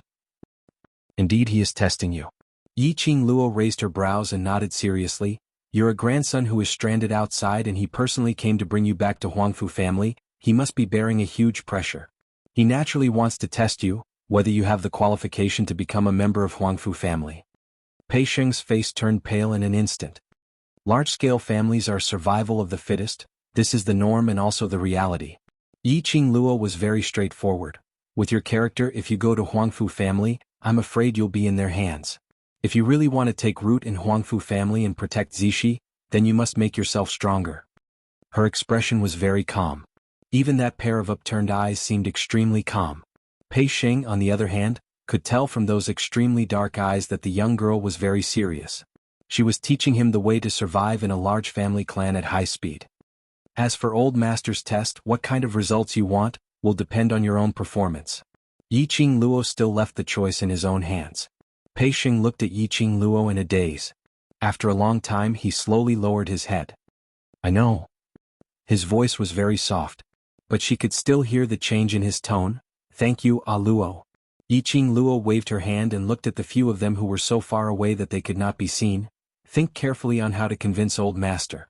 I'll make a move first, you guys rest early too." Pei Xing didn't urge her to stay. After the two of them said their goodbyes, Yiqing Luo chased after the few of them. After running for an entire street, she didn't see any signs of them. Yiqing Luo cursed silently, "A bunch of heartless fellows. They actually didn't wait for me." Since she couldn't catch up, she might as well slow down her footsteps. Just as she was about to leave, her ears suddenly twitched sensitively. A haze immediately appeared in her long and narrow eyes. The expression on his face changed in an instant. "Who are you?" She looked warily at the wall in front of her. Just now, he had vaguely sensed a slight fluctuation coming from there. Someone following her? Chi. An almost inaudible whooshing sound of air was extremely clear in the silent night. The moonlight shone down. It reflected the tall and imposing figure standing on the wall. The cold moonlight poured down. It made her look like a fairy from the moon, quiet and elegant like cold jade. When he saw that person, Yiqing Luo's slender brows creased as she looked at him in a daze. Zhu Wuxin? Wasn't this person before him Zhu Wuxin? Ever since the auction's array was broken, she had not seen Zhu Wuxin. Based on Zhu Wuxin's ability, Yiqing Luo wasn't worried that he had met with any accident. He didn't take it to heart. They had thought that he had returned to his faction. Unexpectedly, he was still in the Earth domain. He was secretly following her? Indeed, your ability has increased by more than a little. Zhu Wuxin's icy cold voice was mixed with a few hints of ridicule. What was he ridiculing her for? Yiqing Luo rolled her eyes at him as she kept her vigilance. Don't stand so high up if you want to talk, my neck hurts. Her words had just ended. A gust of cold wind blew over. Chapter 3892. Really close. So close that the tip of his foot was pressing against hers. As long as he raised his head slightly, their breaths would collide with each other. Yiqing Luo's reaction was swift. Almost at the instant when she raised her head, she retreated 2 steps backwards, widening the distance between her and Zhu Wuxin. Then she asked, "Why are you following me?" Zhu Wuxin didn't move, only using that pair of black icy cold eyes to look at her quietly. His eyes were dark and heavy. Yiqing Luo couldn't tell how many emotions were hidden under that pair of eyes. He didn't speak. Yiqing Luo couldn't be bothered to ask further. She walked past Zhu Wuxin and walked towards the direction of the Qiao residence. Taking a step, Zhu Wuxin followed closely behind, hearing the footsteps behind her and the man's thick plum fragrance. This made Yiqing Luo unable to ignore the follower behind her. She stopped in her tracks and turned her head to look at him. "If you don't want to answer my question, then don't follow me." Zhu Wuxin's gaze was fixed on Yiqing Luo. looking at that pair of alluring eyes which made his heart flutter like the stars' dazzling eyes. He went into a daze for a moment. The lines on his face became gentler. But Yiqing Luo felt a little unnatural from his weird stare. Yiqing Luo's slender brows creased into a bundle as a sliver of displeasure surfaced between her brows. Zhu Wuxen, if there's nothing, please don't disturb me. Yes. Zhu Wuxen looked at her eyes as he blurted out a word. Yiqing Luo stood on the spot. What's the matter, say it? Zhu Wuxen's cold eyes were calm and his voice was calm without any ripples. I miss you. Yiqing Luo, goodbye goodbye. Yiqing Luo left without turning back. Zhu Wuxen's expression congealed slightly. The lines which had finally softened suddenly turned cold and hard again. He stared at Yiqing Luo's back view. Between his brows some black qi leaked out. Perhaps he had sensed something amiss. Yiqing Luo took 2 steps forward and swiftly turned her head around as her expression was extremely grave as she looked behind her. His gaze swept past Zhu Wuxen, and then he quickly looked at the surroundings. The expression on his face became more and more solemn. Zhu Wuxin, did you sense a very strange aura just now? She asked. Zhu Wuxin's eyes flickered. His thick eyelashes hid all the emotions in his eyes, leaving only an icy chill. No, impossible. That fleeting sense of danger just now was definitely not an illusion. Zhu Wuxin would never let her feel such a sense of danger and unease in front of her. Therefore, there must be someone hiding in the dark. In the dark? Could it be? Yiqing Luo suddenly recalled that in the afternoon, Huangfu Trio had followed Huangfu Jintian to the treasures exchange. When Huangfu Fengyan left, she looked at her with a gaze. Her heart skipped a beat. Not good. Asheng and Zishi. Something must have happened at the treasures exchange hall. Yiqing Luo. Zhu Wuxen stood in front of Yiqing Luo, his expressionless face was indifferent. Move aside. Yiqing Luo stretched out her hand to push Zhu Wuxen aside. But Zhu Wuxin grabbed her wrist with the back of his hand. Yiqing Luo struggled but he didn't loosen his grip. His calm and indifferent face brought along an oppressive aura. Yiqing Luo's slender brows creased tightly. Since she couldn't struggle free, she might as well not move. She only raised her head as her charming eyes were coated with ice, looking at Zhu Wuxen's eyes without blinking. Your appearance, is it a coincidence or? Zhu Wuxen's ability was above hers. Chapter 3893. But now Zhu Wuxen intentionally stopped her here. This made Yiqing Luo think more. Zhu Wuxen's deep and icy cold eyes looked deeply at her suspicious gaze as his thin lips slowly rose, as though it was curled into an extremely shallow arc. That arc was very shallow, very shallow. So shallow that Yiqing Luo could only feel his self-deprecation. In your heart, am I such a person? Zhu Wuxen's voice was also very faint, with a tinge of ridicule. The hand which he held her wrist tightened. Yiqing Luo took a small step back. Facing such a piercing, questioning and hurt gaze, she really doubted herself. Did she make a mistake? After all, Zhu Wuxen indeed didn't seem like someone who would cooperate with others to complete some plans. It was just as he had said before. He would never do anything to hurt her. But there was a strange feeling in her heart, reminding her of something. That fleeting sense of danger just now was gone. And Zhu Wuxen's unresponsive attitude. It really made her have no choice but to think more. She exchanged glances with Zhu Wuxen for a moment. She kept away the suspicion and probing in her eyes as she shook her wrist which was being held. All right, I believe you. But you must let go of me now. My friend might be in danger. Not letting go. Zhu Wuxen leaned even closer. The plum fragrance from his body enveloped her. Yiqing Luo wasn't used to it and wanted to retreat, but Zhu Wuxen held her even tighter as he pulled her towards his direction. Every time you ask me to let go, Yiqing Luo, is your heart made of iron? Yiqing Luo immediately raised her hand and blocked his chest. She raised her head as her brows creased even tighter. Zhu Wuxen, if you continue to pester me endlessly, don't force me to really suspect you. He laughed lightly as his indifferent expression didn't fluctuate at all. His lips curled into a self-deprecating smile, as though he was ridiculing himself for being so ridiculous. Haven't you suspected me enough? Zhu Wuxen's clear voice was calm, but Yiqing Luo could tell that he was condemning her. Yiqing Luo felt that today's Zhu Wuxen was extremely strange. Following her for no reason. Then he stopped her for no reason. She didn't want to suspect Zhu Wuxen. However, Zhu Wuxen's current actions made her doubt him. Yiqing Luo's eyes darkened as a layer of frost appeared between her brows. In that case, your current motive is to not let me rush over to the treasure-gathering exchange? Zhu Wuxing's brows twitched slightly. Finally he released Yiqing Luo's wrist. Yiqing Luo didn't even bother to take a look at him as she speedily flew towards the direction of the treasure-gathering exchange. Just as he moved, something tightened around his waist. Zhu Wuxing's wrist circled around her waist. Yiqing Luo's expression sunk. What exactly do you want to do? I'll go with you in case you run away. Zhu Wuxing narrowed his cold eyes. His clear voice was frighteningly deep, giving off a strange feeling of danger. Yiqing Luo's fingers touched his hand which was wrapped around her waist, and with a nimble movement she distanced herself from his approach. We can do it together, but don't get touchy. Except for Dmo Xian. If any other man approached her, she would feel repulsed. Not to mention, clasping her wrists and hugging her waist. Yiqing Luo's feet stirred up the wind as her speed was extremely fast. Zhu Wuxen was behind her, gazing deeply at her back view. In his black pupils, there seemed to be a whirlpool surging. This feeling was like every single time she would turn around and leave without any hesitation. She had never turned around to give him a look. In her eyes he would never exist. He could only look at her back view forever. Chapter 3894. Zhu Wuxian's 5 fingers tightened. In his mind, the bewitching words of that person from secluded palace kept appearing. Young Patriarch Chu, do you really think that by silently putting in the effort behind the scenes, you will be able to get the beauty back? I'll tell you directly this way. We'll never get Yiqing Luo's heart. Why do you think Yiqing Luo is so dead set on the Overlord even after she had agreed to marry you? It's because the Overlord knows how to make use of his advantage, to make Yiqing Luo slowly fall into his emotional trap.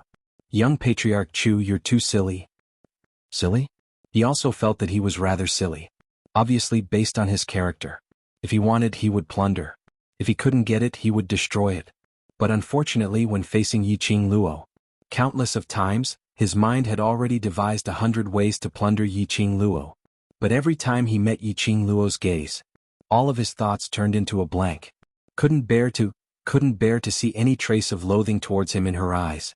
Couldn't bear to see any trace of disappointment towards him in her eyes.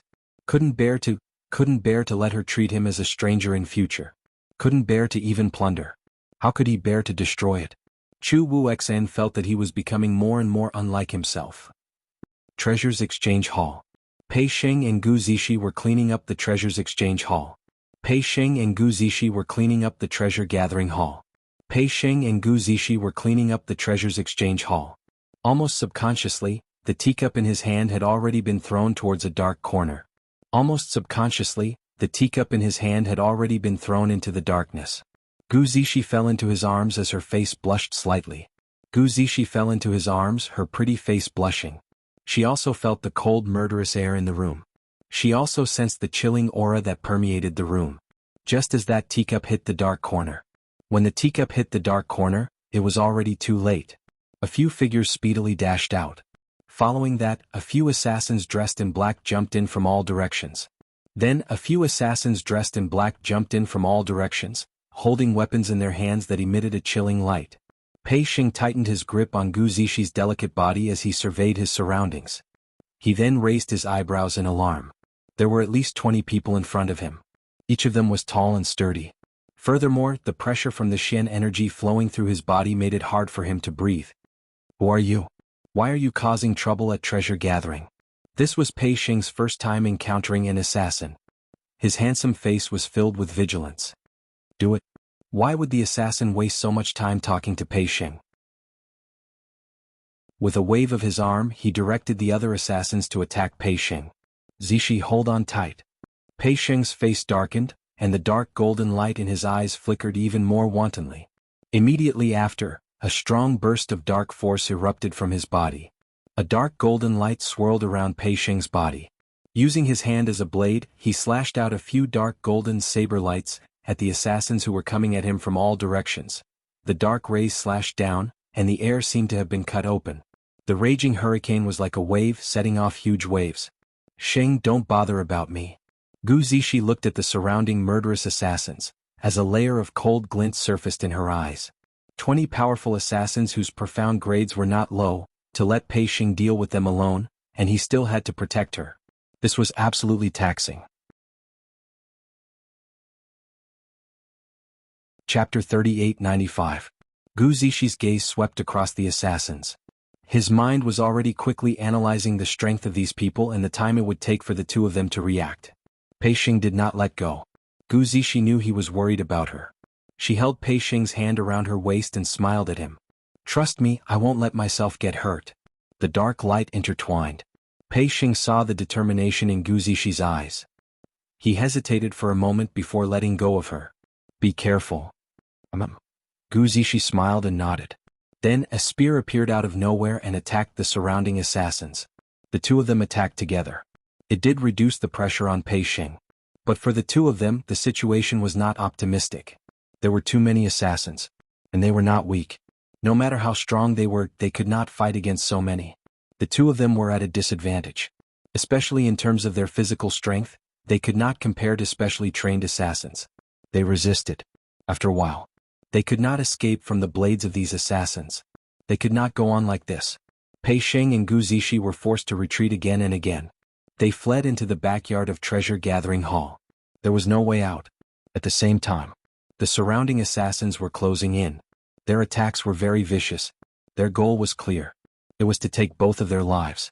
Killing moves were unleashed. The entire treasure exchange hall shook with thunderous aftershocks. But with such a huge commotion, it did not attract the attention of the citizens. It was as if the treasure exchange had been isolated from without embroiling city. After forcing back a wave of attacks, the two of them were exhausted. Gu Zixi looked up at the dark, starless sky above the courtyard.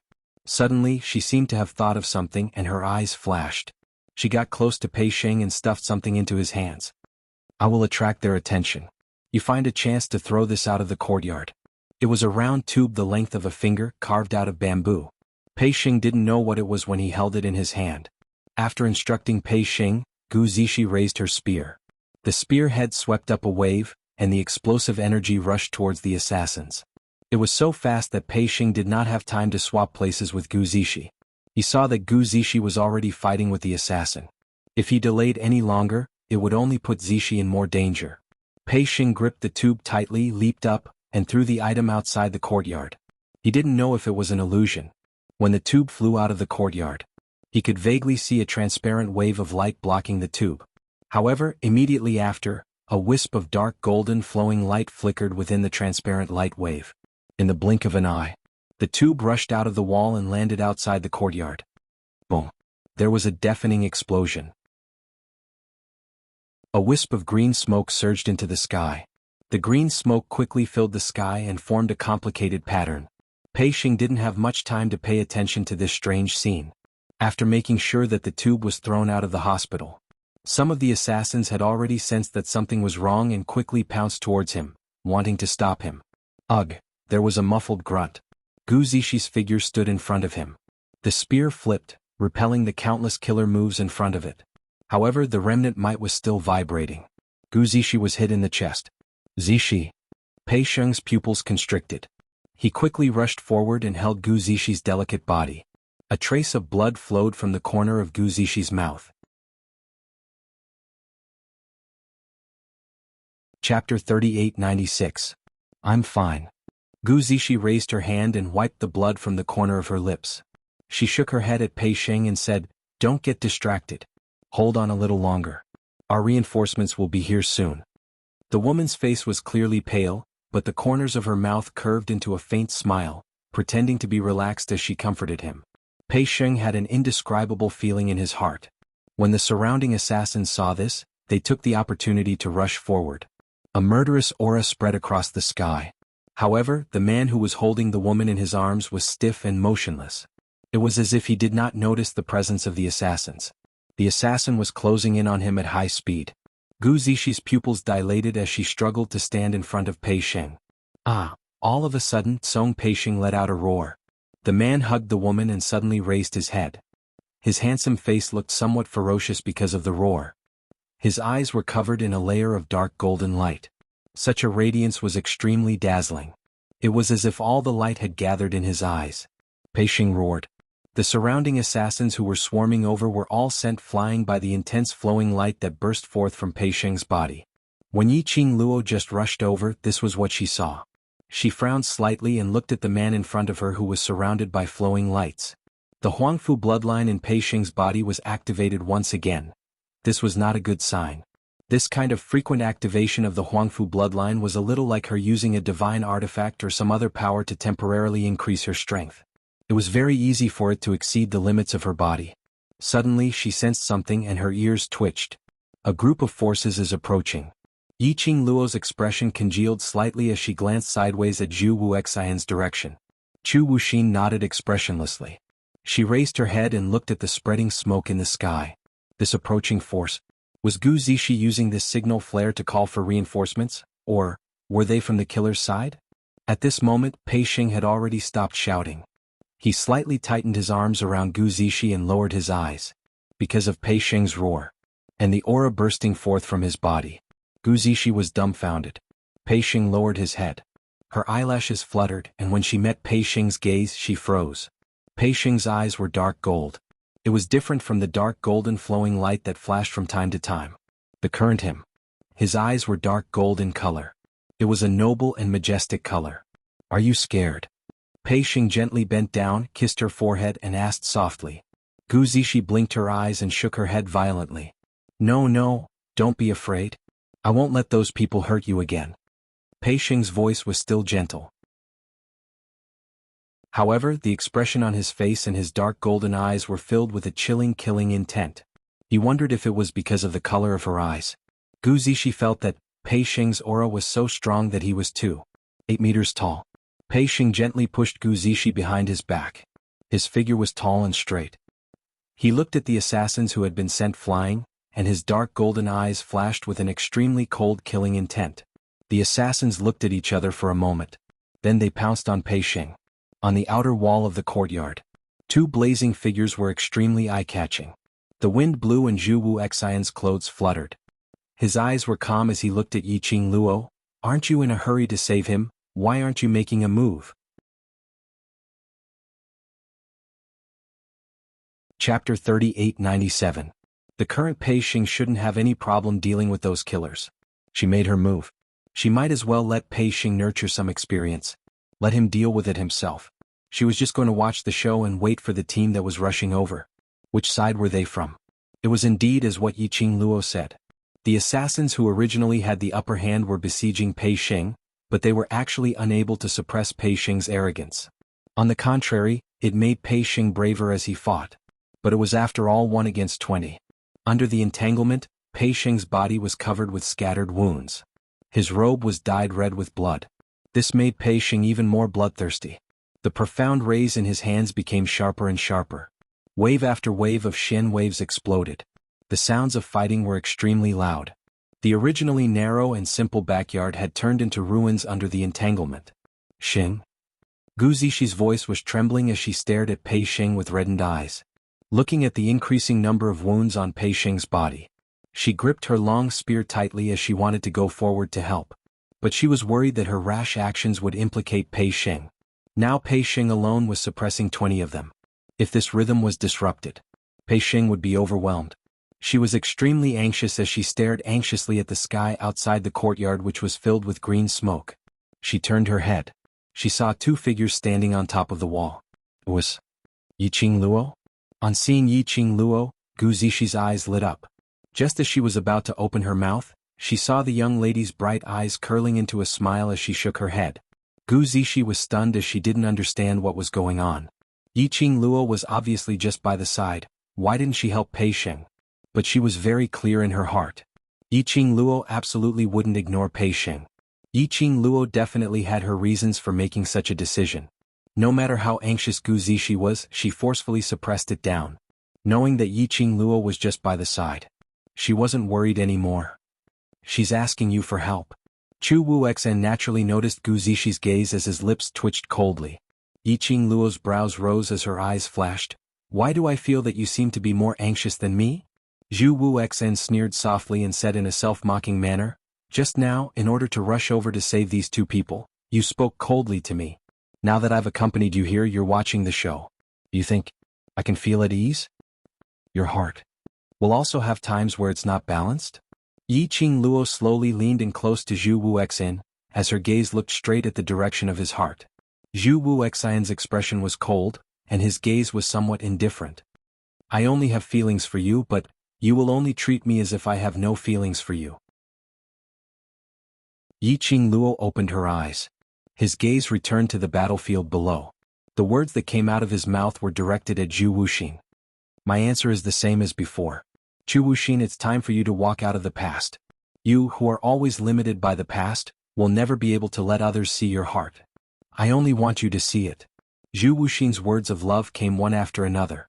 Yi Qingluo felt that every time she met Zhu Wuxian, Zhu Wuxian's cheesy words of love were upgraded. Every single time, it was even more seductive than the previous time. This didn't fit his image of an iceberg brother. Yi Qingluo took a deep breath. Towards Zhu Wuxian, who was extremely obsessed, he wouldn't listen to any of her rejections. Facing Zhu Wuxian, she felt a sense of helplessness.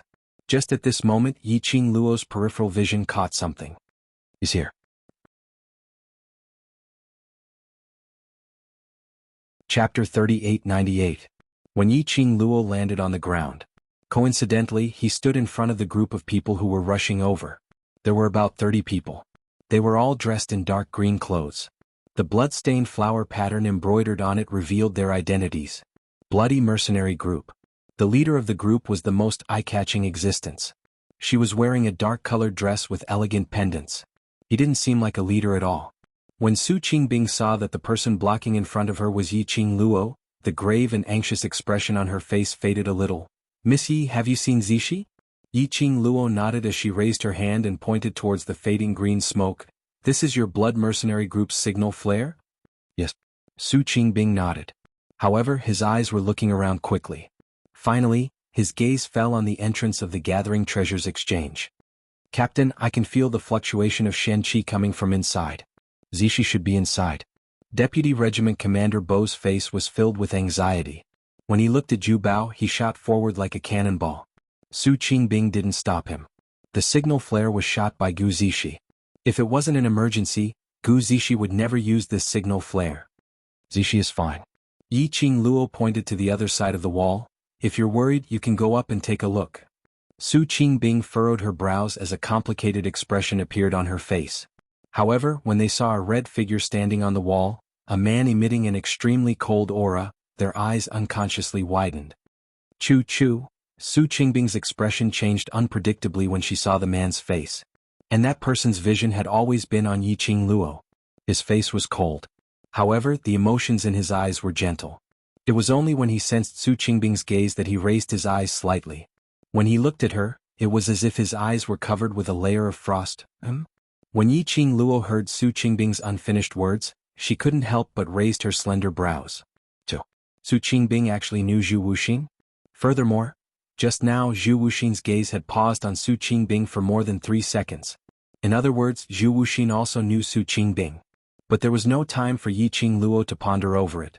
Bo Songyi's explosive roar could be heard from the side of the Treasures Exchange Hall. Zishi, are you hurt? This roar. Su Qingbing was startled awake. It also interrupted Yi Qingluo's deep thoughts. Su Qingbing quickly walked towards the treasure gathering exchange. He had just arrived at the door. She stopped in her tracks and frowned.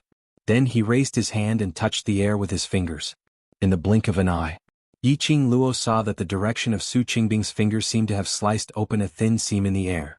The transparent qi wave slowly split open to both sides, revealing a huge hole. A cold light flashed in Su Qingbing's eyes, and her slender fingers suddenly clenched tightly. That layer of air wave instantly shattered into pieces and collapsed. Within the Treasures Gathering Exchange Hall, violent and tyrannical profound energy spread out in all directions. When the 30 mercenaries from Bloody Mercenary Group who had rushed over felt this profound energy, their faces darkened and they looked at Su Qingbing with a serious expression. Su Qingbing nodded. A group of people swarmed into the Treasures Exchange Hall.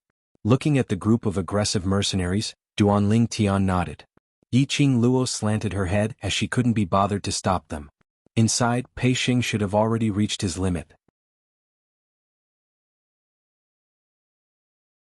Chapter 3899. With the addition of the Blood Mercenaries Group's mercenaries, how would those killers have any ability to resist? Especially, this was the first time Gu Zishi had used the signal flare. Under Su Qingbing's anxiety, she brought along the Blood Mercenaries group's elite mercenaries. With this move, those killers could only wait to be captured. Yiqing Luo and Su Qingbing walked to the backyard. Bo Songyi was supporting Gu Zishi as they walked over. Group leader, Zishi is injured. Gu Zishi smiled at Su Qingbing. Group leader, I'm fine, it's just a small injury. Su Qingbing looked at Gu Zishi's pale face and frowned slightly. What's going on? Why are there killers here? She raised her eyes and glanced at Bo Songyi. Have you checked clearly who are these killers here to kill? Mentioning this, Bo Songyi's expression sunk. He glanced at Pei Sheng's direction from the corner of his eyes and gave a cold harumph. The trouble that lad created has caused Zishi to suffer. I'm really fine, it has nothing to do with Sheng. Gu Zishi heard Bo Songyi's tone and immediately opened her mouth to explain. Bo Songyi couldn't help but sneer. He can't even protect you, what kind of man is he? Gu Zishi bit her lower lip as a sliver of anger surfaced on her face. Bo Songyi. You. Before she could finish her words, Su Qingbing interrupted. Sheng? Not calling me brother anymore? Su Qingbing opened her mouth. She indeed suppressed Gu Zishi's accusation. Gu Zishi's face blushed slightly as she slowly lowered her eyelids, looking a little shy. Not brother anymore. TSK. Su Qingbing's lips curled as her elegant face broke out into a smile. Then congratulations, the clouds have parted to see the moon. Gu Zishi's face turned even redder. The two of them spoke one after another. Bo Songyi was completely stunned by the amount of information that was revealed. He looked at Gu Zishi in astonishment as his voice trembled. You and that lad. Amen. Gu Zishi smiled as she nodded. The glow in Bo Songyi's eyes dimmed. But he pretended not to mind as he said, congratulations. Coincidentally, Pei Sheng, with the help of the mercenaries, had restrained all the killers and was anxiously looking for Gu Zishi. When he saw Gu Zishi, he quickly walked over. He stretched out his long arm and pulled Gu Zishi away from Bo Songyi's side into his embrace. He placed his large palm on Gu Zishi's face and gently caressed it. Are you all right? He asked gently. Gu Zishi leaned against his chest, and her pretty face was slightly flushed. I'm fine. When their eyes met, Yi Shiwen's expression changed. It was as if there was no room for anyone else.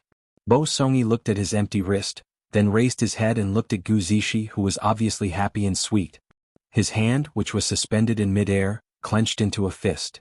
Su Qingbing walked over and gently patted his shoulder. Then he walked past Bo Songyi and walked into the courtyard.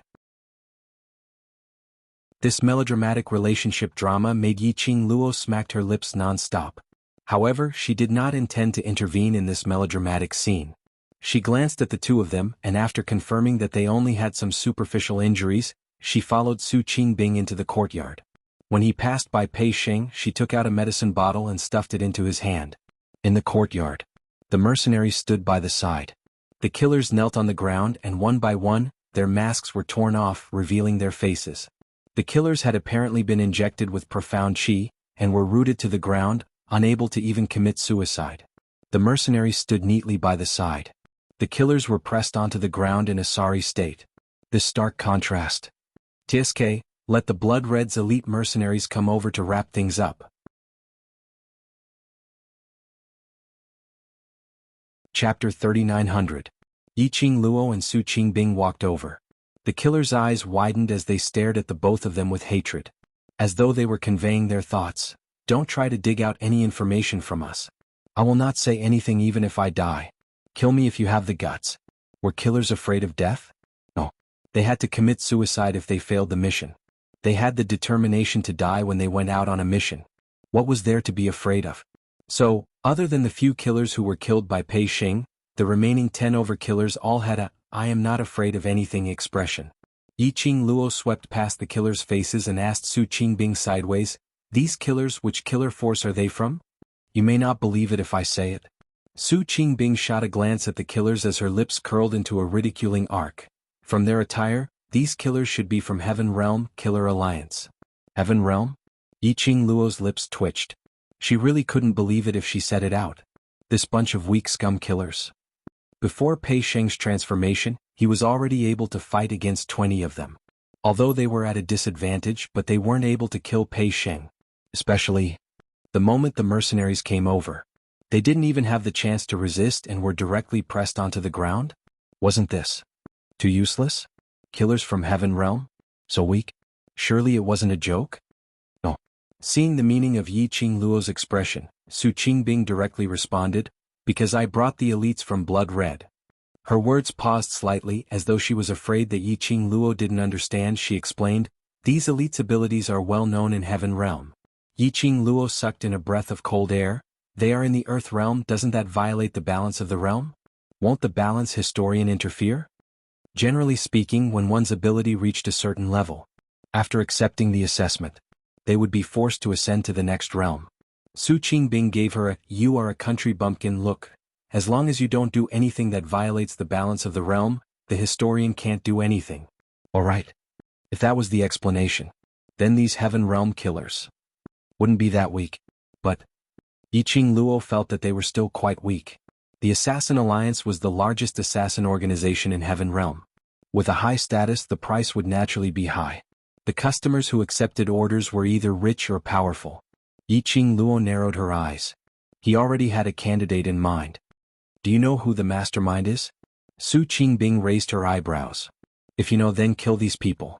Yi Qingluo went into a blank as her charming eyes lifted up slightly, meeting Su Qingbing's eyes. This woman seemed to be very observant. What she wants? Su Qingbing could guess it very quickly. Su Qingbing, on the other hand, was calm. After their eyes met, she even smiled at her. Yi Qingluo hid the probing look in her eyes and replied with a smile, the killer from the Heaven Realm, the target is Pei Shing, except Pei Shing. Yi Qingluo hadn't even finished her words.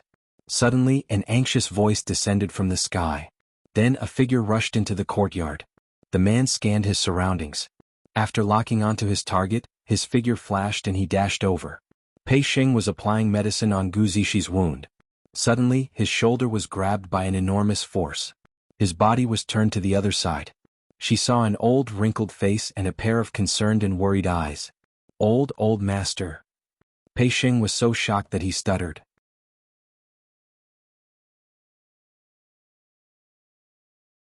Chapter 3901. Huangfu Jintian pressed both his hands on Pei Shing's shoulders as he sized him up.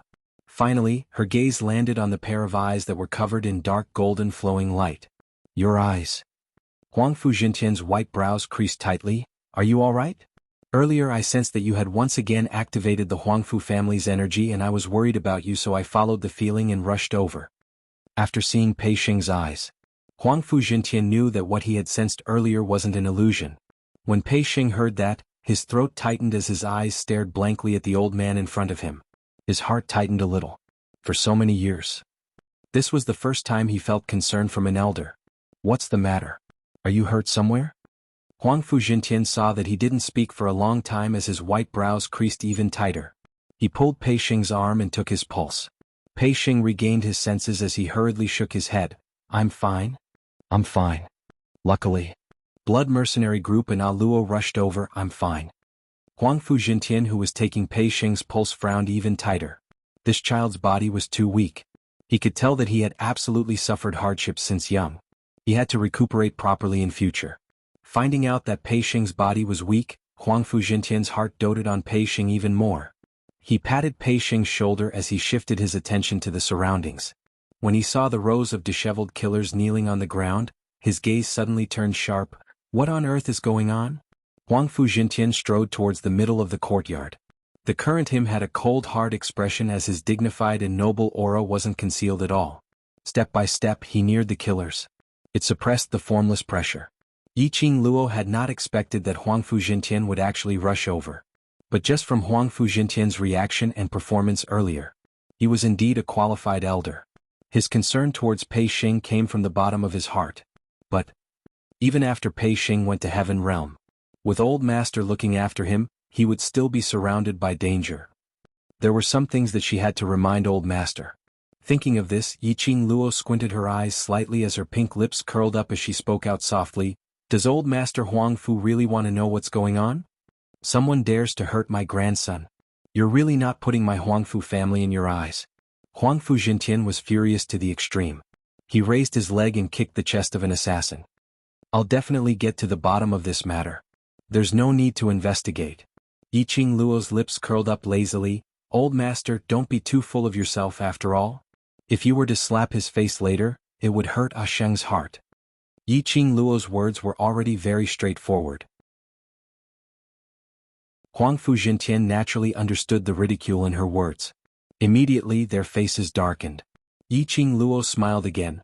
Originally I wanted to trouble the brothers from Blood Red to help settle this matter, but now that Old Master Huangfu is here, I shall hand this matter over to Old Master to settle.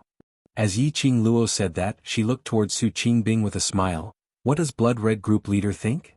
These killers' assassination target is Pei Sheng. How Pei Sheng wants to deal with it, we'll deal with it. Su Qingbing cooperated. It was one thing to guess something in her heart. But hearing an outsider saying that the assassination target was Pei Sheng, this feeling was another thing. Huangfu Jintian's expression turned even darker. Chapter 3902. Yi Qingluo was obviously passing the right to choose to him. She wanted to see if he cared more about Pei Sheng or his other grandchildren. Yes, the other grandchildren. Huangfu Trio. The killers from Heaven Realm, and their target was Pei Sheng. It was obvious who the mastermind was. Pei Sheng also understood the meaning of Yi Qingluo's words. A trace of paleness appeared on his handsome face. He pursed his lips as he looked at Huangfu Jintian. As though he wanted to know, in Huangfu Jintian's heart, what kind of attitude would he use to settle this matter when his grandson did something wrong. Facing the gazes of a few juniors, Zhang Xian nodded. Especially his own grandson, he was extremely careful and hid his nervous gaze. Huangfu Jintian's white brows creased tightly as he gritted his teeth. This matter concerns the Huangfu family, I will. Before he could finish his words, Pei Sheng, who was looking at Huangfu Jintian cautiously, suddenly interrupted him. Forget it? Forget it? Huangfu Jintian even suspected that he was hallucinating in his ears. The rest of the people also looked at Pei Sheng in astonishment. He was almost killed. And he said forget it? Was there a hole in his brain? That was a killer from Heaven Realm. It was obvious that he wanted his life. Now he had Old Master Huangfu as his backing to settle this matter. Shouldn't he make use of this opportunity to let Old Master Huangfu cut off the mastermind's chance? So that this kind of assassination would not happen again? Pei Sheng actually let it go just like that? The mercenaries present were unable to understand Pei Sheng's actions. Bo Songyi's face was gloomy as he stared intently at Pei Sheng and Gu Zixi's interlocked fingers. His heart was burning with anger. What, forget it? Isn't he afraid of death? A cowardly man, on what basis can he give Zixi happiness? He's not worthy at all. His enraged voice was definitely not soft. It also broke the shocked atmosphere because of Pei Sheng. Everyone's gazes turned towards Bo Songyi.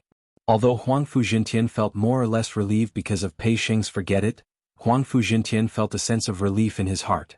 But when he heard Bo Songyi's rebuke and ridicule, his heart of protecting his child welled up. A pair of fierce and dignified eyes glared at Bo Songyi. Bo Songyi was forced to step back by Huangfu Jintian's gaze. Gu Zixi also did not understand Pei Sheng's actions. She tugged at Pei Sheng's arm and looked at him in confusion before shaking her head at him. She also suggested that the best choice was to let the old man handle this matter. However, Pei Sheng smiled at her. There was a smile in his eyes. He seemed to be consoling her, telling her not to worry. Gu Zixi still wanted to say something. Yi Qingluo patted her shoulder and shook her head at her. Pei Sheng had already made up his mind. This was Pei Sheng's own decision. He had his own considerations when he chose to forget it. Gu Zixi pursed her red lips. In the end, she did not speak again. She only held the man's arm tightly with one hand and used her actions to tell him, she's always been there. The other side. Su Qingbing had already turned to the side and stood in front of Bo Songyi, blocking the old man's gaze. Huangfu Jintian retracted his gaze and looked back at Pei Sheng as he frowned. You've been wrong today, are you sure? You don't need me to stand up for you? Pei Sheng didn't avoid his gaze this time. Instead he met the old man's gaze and nodded. I'm sure of this matter. Let's forget about it.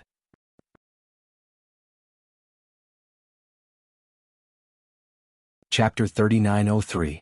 These light words were so minute that if one didn't listen carefully, it was impossible to tell what he was talking about. Because of this, Huangfu Jintian felt his heart jolting as though it was touched by something.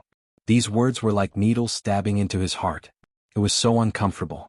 This child, what kind of life had he led in the past? Was that why he was being so careful now? Not wishing for him to be put in a difficult position, Just let go of the chance to take revenge? Huang Fujintian was very clear what kind of people his 3 grandchildren were. Even if Pei Xing let them off, those 3 people wouldn't be grateful. On the contrary, they would be insatiable. In a large family like the Huangfu family, Huang Fujintian wasn't averse to this kind of battle. But, seeing Pei Xing, he always had a kind of guilt and heartache feeling. Huang Fujintian took a look at Pei Xing as his expression was dignified as he spoke resolutely. Lad, you don't need to say any more. If I can't even protect my own grandson, then what's the point of bringing you back to the Huangfu family? I have my own plans for this matter. Pei Xing opened his mouth and wanted to say something. But looking at Huang Fujintian's gaze, he still kept his mouth shut. Huang Fujintian patted Pei Xing's shoulder heavily. Don't worry, no matter what, grandfather will help you to shoulder it. Pei Xing's eyelashes moved as he looked at Huang Fujintian in a daze. Somewhere in his heart was being softened bit by bit. His lips moved. Grandfather, the word grandfather had yet to come out of his mouth. Suddenly he felt a gust of cold wind, bringing along a lady's fragrance. It was accompanied by a lady's anxious voice. Grandfather! Why aren't you resting in your room? Why did you come out alone? A slender figure stood in between Pei Xing and Huang Fujintian. It was Huangfu Fengyan.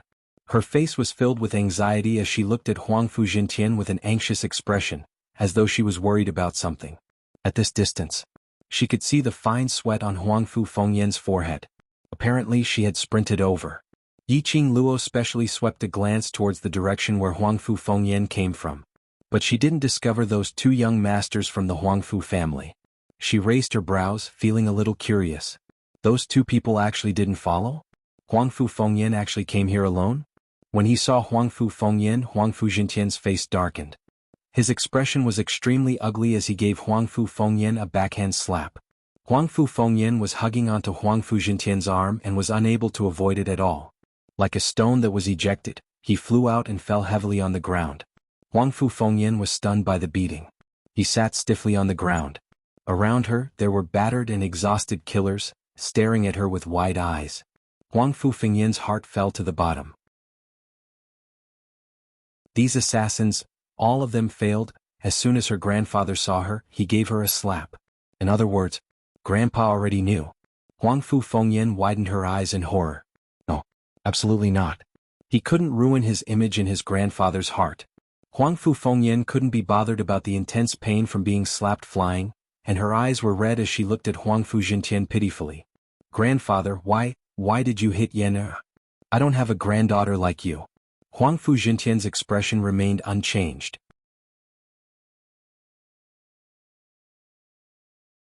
Chapter 3904.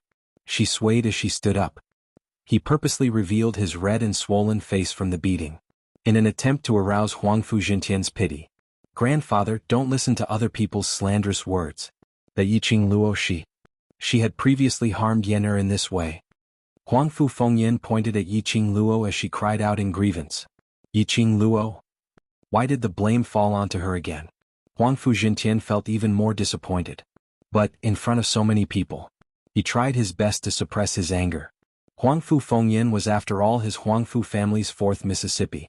This kind of matter, although everyone was well aware of it. But they had to close the door and settle it privately. Otherwise, the entire Huangfu family's reputation would be thrown away. Huang Fujintian retracted his sharp gaze, and when he looked at Pei Xing, he became even more benevolent than before. He patted Pei Xing lightly. Pei Xing, I will definitely give you an explanation. Really no need. Old master, don't affect Huangfu family because of me. Pei Xing took a look at Huang Fengyan as he shook his head and rejected. The more he rejected, the more old master doted on him. The more he looked at Huang Fengyan, the more vicious his gaze became. Yiqing Luo couldn't help but clicked her tongue when she saw this scene. She crossed her arms in front of her chest as her lips twitched lazily. Following that, she pulled Gu Zishi to her side and whispered into her ear, Your Xing has improved, he actually knows how to scheme. At this point in time, no one knew Pei Xing better than Gu Zishi, so she naturally understood Pei Xing's meaning. She smiled as her eyes revealed some pride. No matter what he does, I like him. Yiqing Luo pinched her. I know you like him, there's no need to keep talking about it. I'm just curious, how did your Xing suddenly light up this skill? White lotuses were not only limited to women. When a man turned white, it was even scarier. For example, the current Pei Xing. He said, "Forget it." Did he really think that it was over? Not possible. Not possible. How could it be over just like that? If it was according to their previous thoughts. Directly past this assassination matter to Old Master to handle. Indeed, they could get an explanation. But in the end, the Huangfu trio would absolutely not suffer too much damage. And in the future, it might even get worse. For example, he could be even more ruthless. But Pei Xing chose to give up on revenge on purpose. She felt sorry for the old man. Not only did she put herself in the position of a victim, but she also put herself in the position of a pitiful person who was not loved or loved. In this way, how could the old man really let it go? The old master would only feel sorry for Pei Xing. They would not easily let off the mastermind behind the assassination. Even if Huang Fu and the other two didn't receive any substantial punishment in the end. However, in the future, the old master would feel guilty and dote on his kind-hearted and relatable little grandson even more. Pei Xing's move.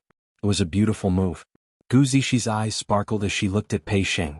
Yiqing Luo couldn't stand this simple-minded couple style as she pushed Gu Zixi to Pei Xing's side, interrupting Huangfu Fengyan's sob. "Old man, it's getting late. Everyone should disperse. Sheng and Zixi's wounds need to be treated as well." Mention the wound. The old man felt even more guilty.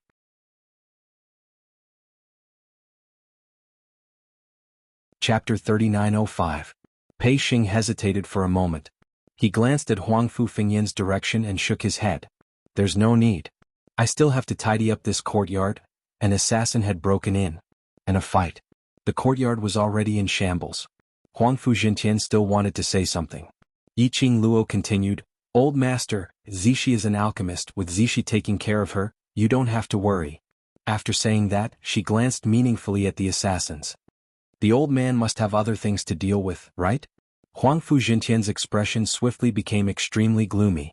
His cold eyes looked at the miserable assassins on the ground, then looked at Huangfu Fengyan. He snorted coldly, his majestic anger surging. Huangfu Fengyan felt a chill run down her spine. There was only one thought in his mind. That was, he absolutely could not admit it. Once she admitted it, she would lose everything she had now. Huangfu Jintian's gaze grew fiercer and fiercer.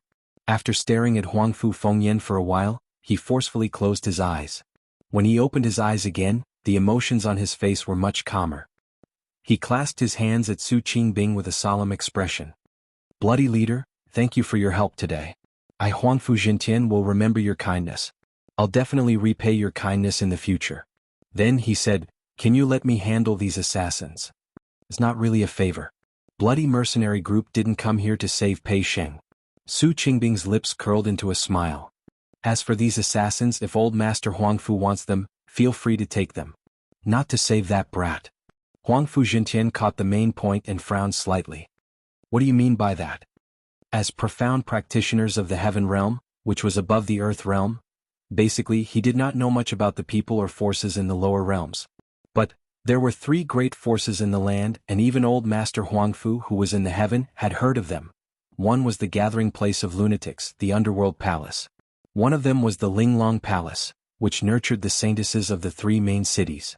The other was the bloody mercenary group in this world.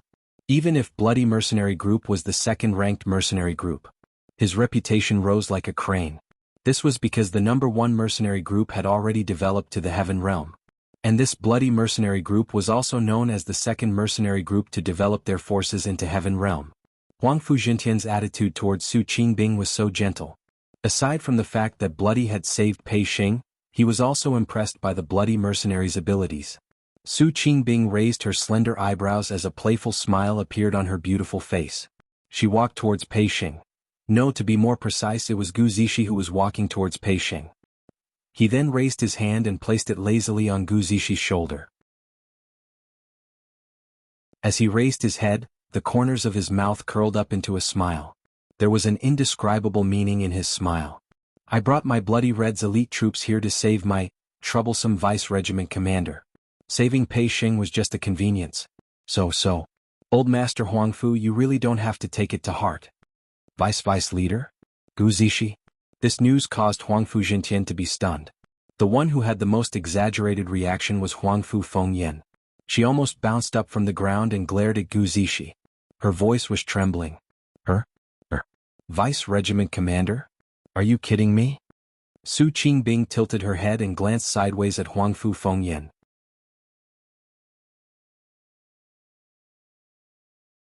Chapter 3906. No. I don't believe. Huangfu Fengyan's eyes widened in disbelief as her body staggered. She had naturally heard of the Blood Mercenary Group's name. She also knew that it was a mercenary group which many large forces admired. Gu Zixi, that slut, was just a lowly slut who could only cling on to Pei Xing's illegitimate son. How could she change so quickly? And become the vice group leader of the Blood Mercenary Group? Vice group leader. It wasn't as simple as the Blood Mercenary Group. That was second only to the group leader. Huangfu Fengyan couldn't believe that the lady whom she had belittled would have such a powerful background. Huangfu Fengyan's sharp voice made Pei Xing regain his senses. He also widened his eyes in shock and astonishment. He only knew that Gu Zixi and the Blood Mercenary Group had a good relationship. It was rumored that Gu Zixi had saved the Blood Mercenary Group's group leader on the West Cliff Mountain, hence the Blood Mercenary Group would occasionally help Gu Zixi or gather treasures. But he had never thought that Gu Zixi and the Blood Mercenary Group had such a deep relationship. In his mind, he suddenly recalled what Yiqing Luo said previously. Gu Zixi gave up everything in the Earth Realm and followed him to the Heaven Realm. This everything. He didn't think too deeply at that time. Until now. He finally understood. This everything was really Gu Zixi everything. She could even give up the identity of the Blood Mercenary Group's vice group leader. Gu Zixi's feelings for him. How deep was it? Pei Xing only felt his heart suddenly constricting. As if something was squeezing it tightly. His eyes felt a little warm and sore. He looked at Gu Zixi without blinking. Suddenly he stretched out his hand and hugged Gu Zixi's petite body tightly in his arms. His head rested on Gu Zixi's shoulder. He said firmly, "Zixi. When we reach the Heaven Realm we'll get married." Get married? These two words made Gu Zixi grab Pei Xing's clothes tightly in surprise.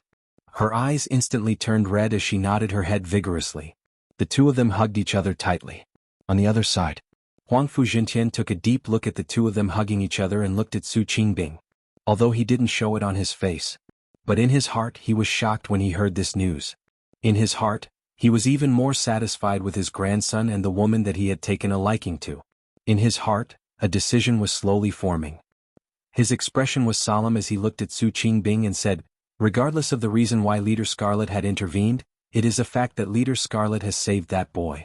I will definitely remember this kindness. As for other matters, don't worry, Leader Scarlet.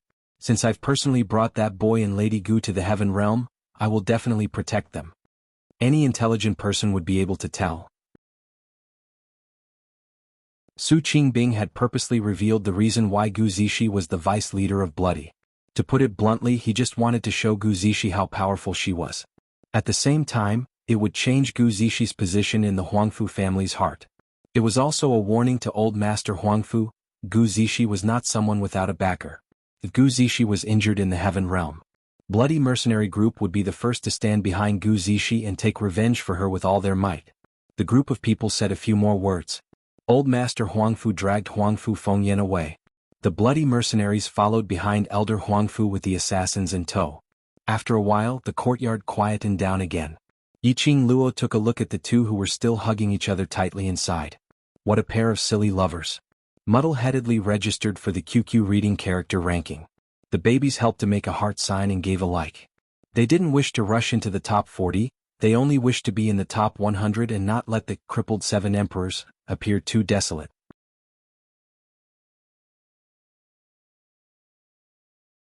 Chapter 3907.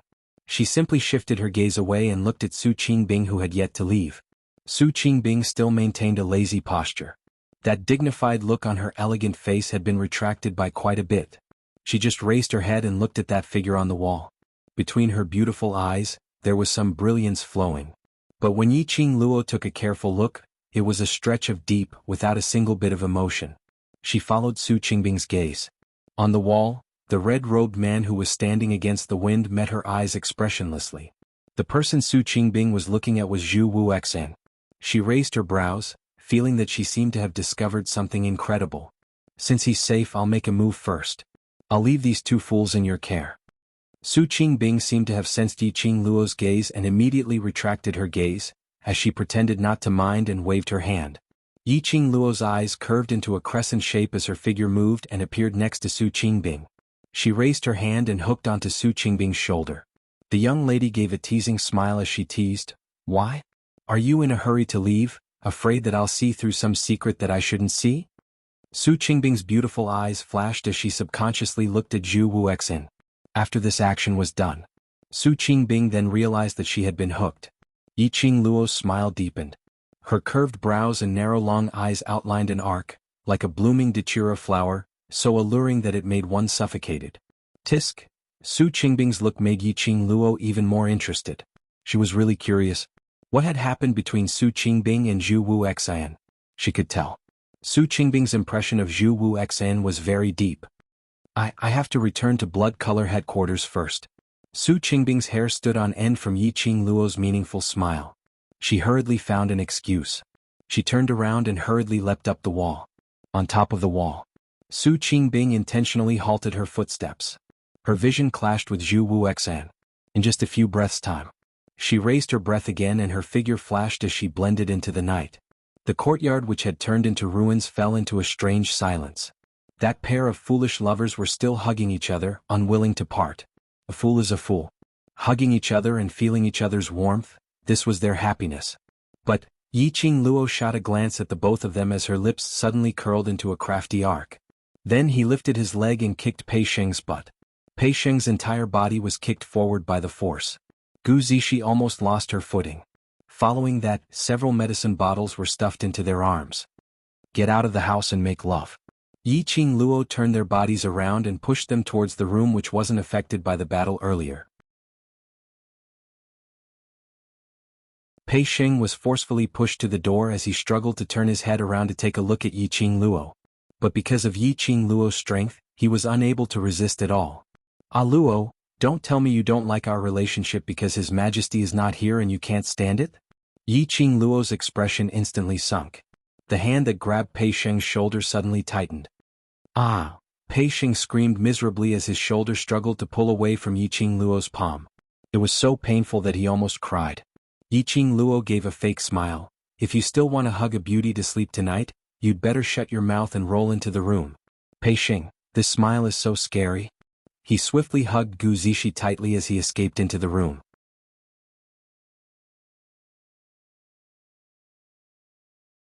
Chapter 3908. In the courtyard there was only Yiqing Luo left. She then stretched her body lazily. As she yawned, she looked towards the red figure standing on the wall. "The show has ended, aren't you leaving?" Zhu Wuxian's vision from the start was fixed on her. When he saw the young lady's languid look, her long and narrow eyes were filled with a lazy misty look towards him.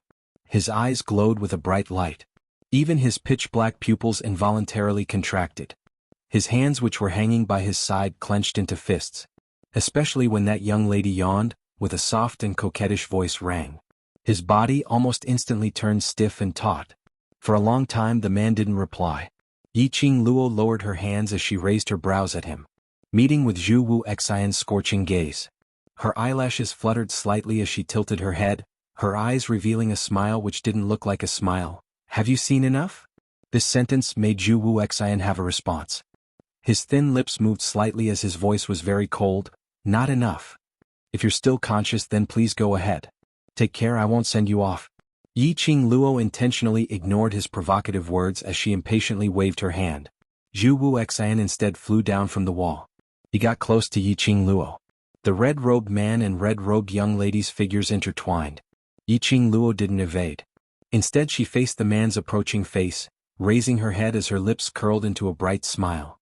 This smile, like a blooming poppy flower, giving off a suffocating charm, magnified under his eyes. Zhu Wuxian's heart skipped a beat. Immediately after, his body abruptly pulled away from Yiqing Luo. His eyes were flickering with erratic emotions. Yiqing Luo revealed an understanding smile. She was very clear. The more she expressed that she didn't want to interact with him, Zhu Wuxian would be insatiable, wanting to leave a place in her heart. On the contrary, she cooperated with Zhu Wuxian's words. Zhu Wuxian would be even more shy than her. Looking at Yiqing Luo's teasing smile, Zhu Wuxian's pupils contracted. He suddenly stretched out his hand and clasped Yiqing Luo's wrist as his eyes stared straight at her. Do you think that I don't dare to do anything to you? Yes. Yiqing Luo replied straightforwardly, if you dare, when I just arrived at the Earth realm, you painstakingly imprisoned me for half a month, and erased all my memories, you would have done it. The hand that was clasping her wrist suddenly tightened. Even Zhu Wuxin stiffened for a moment. Even now you still blame me. Zhu Wuxin stared at her. It was not a question but a statement. It would be a lie to say that I don't blame him. Yiqing Luo didn't try to hide it. No matter which woman it is, if she was kidnapped by another man and imprisoned by his side for as long as half a month, would she not blame that man? Zhu Wuxin's eyes darkened and he clenched his fists. His slender fingers pressed onto Yiqing Luo's wrist, causing some pain. Zhu Wuxen didn't bother about Yiqing Luo's slightly creased brows because of the pain, but instead pressed down even tighter. Even the words that came out of his mouth were mixed with the meaning of gnashing his teeth. I shouldn't have been soft on you in the first place. Not soft? His meaning was that he should have taken the opportunity to eat her up in the first place? Yiqing Luo laughed lightly, but there wasn't any hint of a smile in her eyes. If you really did that, then between us there would no longer be any feelings. The next time we meet we will be enemies.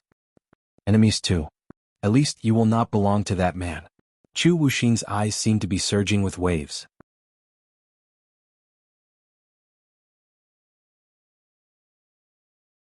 Chapter 3909. Yiqing Luo frowned. Looking at the madness in Zhu Wuxin's eyes, her heart skipped a beat. He subconsciously wanted to break free from Zhu Wuxin's grip. However, Zhu Wuxin tightened his grip.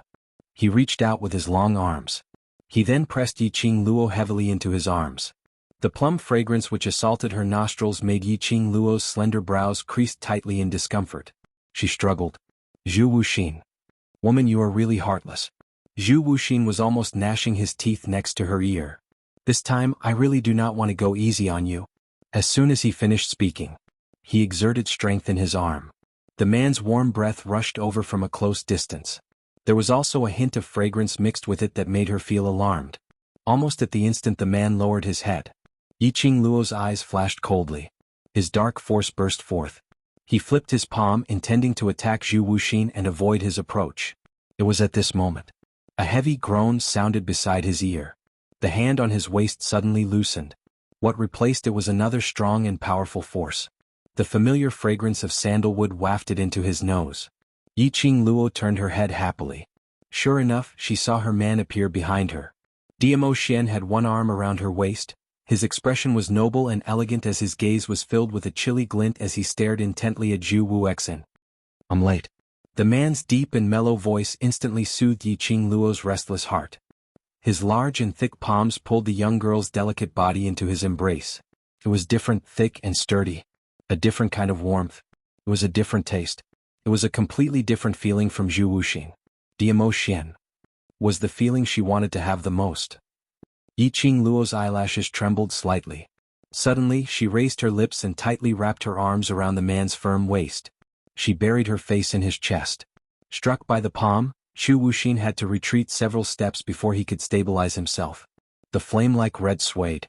After Yiqing Luo absorbed the warmth, she popped her head out to take a look at Zhu Wuxin. He felt that the current Zhu Wuxin had a gloomy feeling, as if the flames all over his body were about to be extinguished. As if I had lost all my lifelight. He seemed to have sensed her gaze. Zhu Wuxin clutched his chest and looked at her with a pale face. His eyes met hers. A smile appeared on his grave and stern face. His lips curled up slightly. There was a hint of bitterness in his voice. Yiqing Luo couldn't help but creased her slender brows once again. He didn't have time to think about it. A large palm suddenly covered her eyes. In front of him, there was only warmth and he couldn't see anything. Don't look at him. The man's domineering voice rang in her ears, and there was a hint of jealousy in his tone. Then he raised his head and looked at Zhu Wuxin. His entire body exuded a chill. Zhu Wuxin, I haven't settled the score with you for what happened last time. You dare to play the same trick again? The moment he opened his mouth. He was not angry, but he exuded an imposing aura. Zhu Wuxin sneered. What? I merely touched her, yet you're already so furious. Could it be that you think she's dirty? As soon as he said that, the surrounding temperature had also dropped to the extreme. Diamo Xian's eyes gleamed coldly. The murderous aura was also sweeping wildly. But Zhu Wuxian laughed crazily. That grave and stern face looked extremely insane. Both their profound rays intertwined, just as it was about to explode. Suddenly, a slender fair hand gently placed on the back of the hand which covered her eyes. Slowly it pulled that hand down. The young lady's eyes regained its clarity.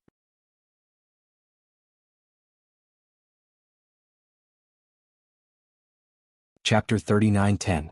The young lady's alluring face was filled with calmness. The corners of his lips curled into a mocking sneer. Even the gaze which she shot towards Zhu Wuxian was filled with viciousness. This gaze made Zhu Wuxian's heart felt as though it was pierced by something as it trembled fiercely. As though something was gradually disappearing between him and Yiqing Luo. The red-robed man's eyes were filled with madness. At this moment there was finally a slight fluctuation. The wind brought along the young lady's ridiculing laughter. Zhu Wuxian, do you think that after knowing that you imprisoned me for nearly half a month, I will still be defenseless against you? Zhu Wuxian, do you think that after doing this I will belong to you again? Zhu Wuxian, the dirty person is you. The young lady spoke each word extremely clearly. Her voice was very sweet. But in Zhu Wuxian's ears, it was like a sharp blade fiercely slicing his eardrums. That sharp blade went down from his ears to his heart, and then slowly sliced his heart bit by bit. Unbearable pain. Zhu Wuxian shut his eyes tightly. From the moment you made a move against me earlier I was completely certain. Earlier you stopped me several times, not allowing me to rush over to save Pei Xing, obviously. On purpose. At that moment, Yiqing Luo was already suspicious towards Zhu Wuxian's appearance. But because it was Zhu Wuxian, she didn't investigate further. Because she knew that Zhu Wuxian's obsession towards her would absolutely not harm her. So she chose to believe in Zhu Wuxian. Until just now. When she smelled that fragrance from the man, Yiqing Luo then realized that everything was because she was too naive. From the start of Zhu Wuxian's appearance till now, all had a motive. Yiqing Luo? Zhu Wuxian heard Yiqing Luo's ridiculing words. And when she looked at him, that disappointment and ridicule. His heart felt as though it was being sliced into pieces.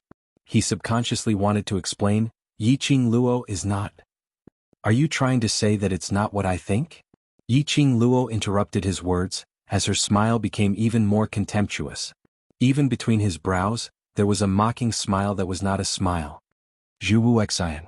Suddenly she called his name in a serious tone.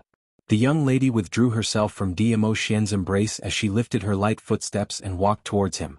The girl's expression was cold, and her picturesque eyebrows were filled with killing intent. Zhu Wuxian felt an inexplicable sense of nervousness. He was so nervous that he could only stare at the girl's approaching face and clench his fists tightly, waiting for her to continue. You want to explain, right? Alright, I'll give you a chance. She stood 3 steps away from Zhu Wuxian. Then she raised her eyes and stared straight into his eyes.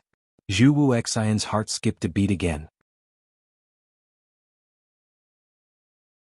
Do you dare look me in the eye and tell me that your appearance today is not a coincidence, but an accident?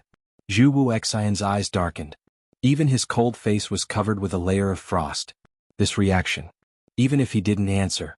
Yiqing Luo had already gotten her answer. She sneered and looked at Zhu Wuxian. She couldn't help but laugh. Zhu Wuxian, if you really want to lie to me, you should lie to the end. I want to lie to you.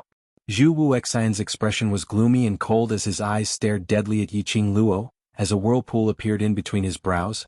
But I know that the minute I really lie to you, you will really become a stranger to me. I mean, it's not fake. Yiqing Luo smiled. Her smile was gorgeous, absolutely beautiful.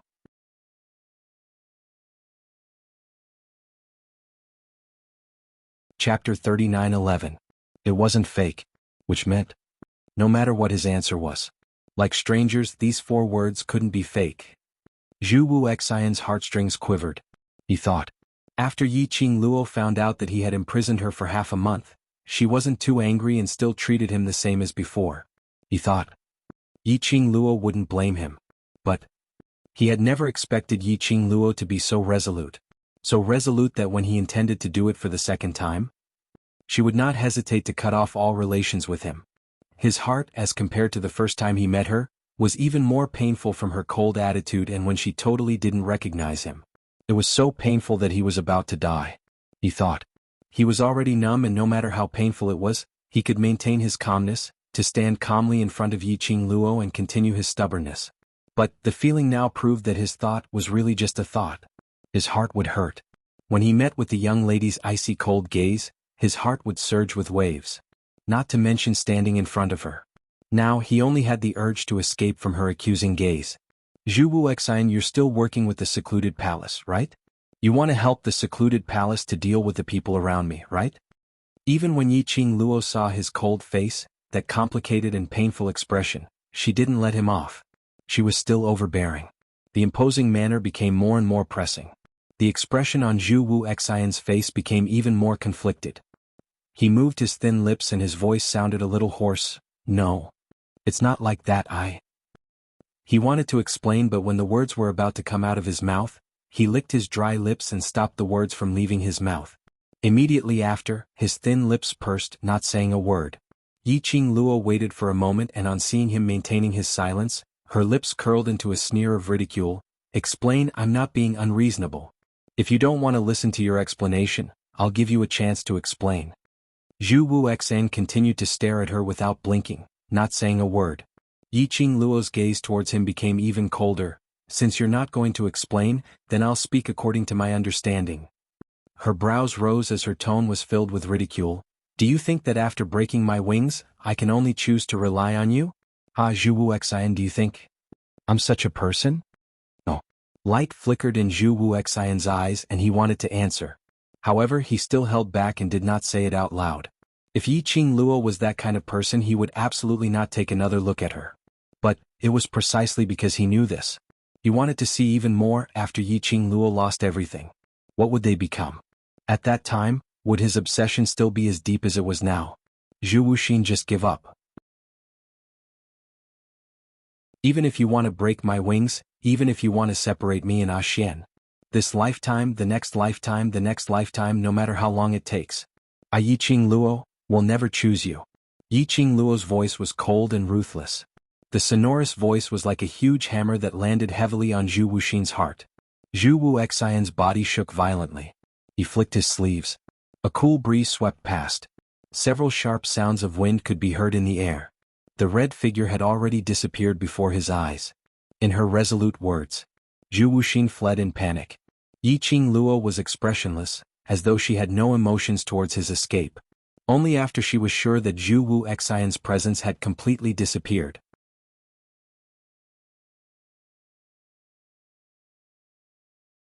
Chapter 39:12. The young lady's face was pale and there was no longer that overbearing aura from earlier on. Her petite body was caught by someone. Tightly, she was brought into a warm and spacious embrace. Lil Luo Diamo Xian's voice was filled with anxiety and worry.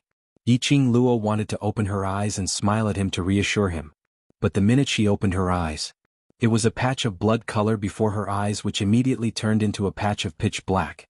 She was unable to open her eyes. The dizziness in her head made her lose the ability to think. Finally, under Diamo Xian's gentle and affectionate call of Lil Luo, she completely lost all consciousness. Lil Luo Sensing the change in Yiqing Luo's breathing, Diamo Xian's voice suddenly rose as his shimmering eyes stared intently at the person in his arms.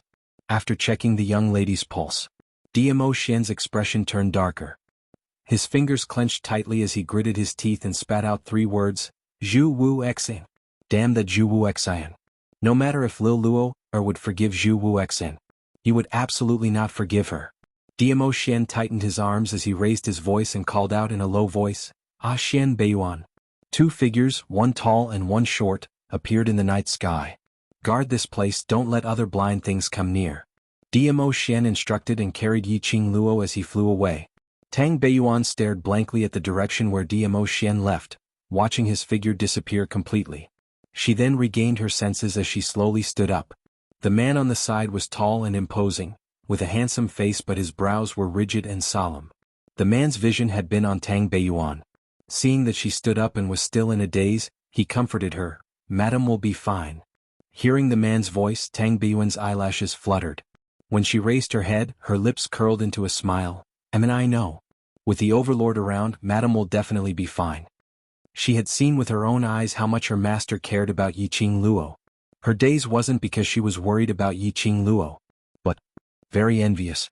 Envious of the relationship between the overlord and madam. No matter what time it was, it would always make one laugh unknowingly. As for her, even though her fiancé was by her side, he could even touch it with his hand. However, she still felt as if they were thousands of miles apart and out of reach. Tang Beiyuan lowered her eyes and the smile on her face disappeared. Yuan, The man sensed that Tang Beiyuan was upset. He raised his hand and placed it on her shoulder in confusion. What's wrong? Tang Beiyuan raised her head and stared blankly at Lang Lixian, who was a head taller than her.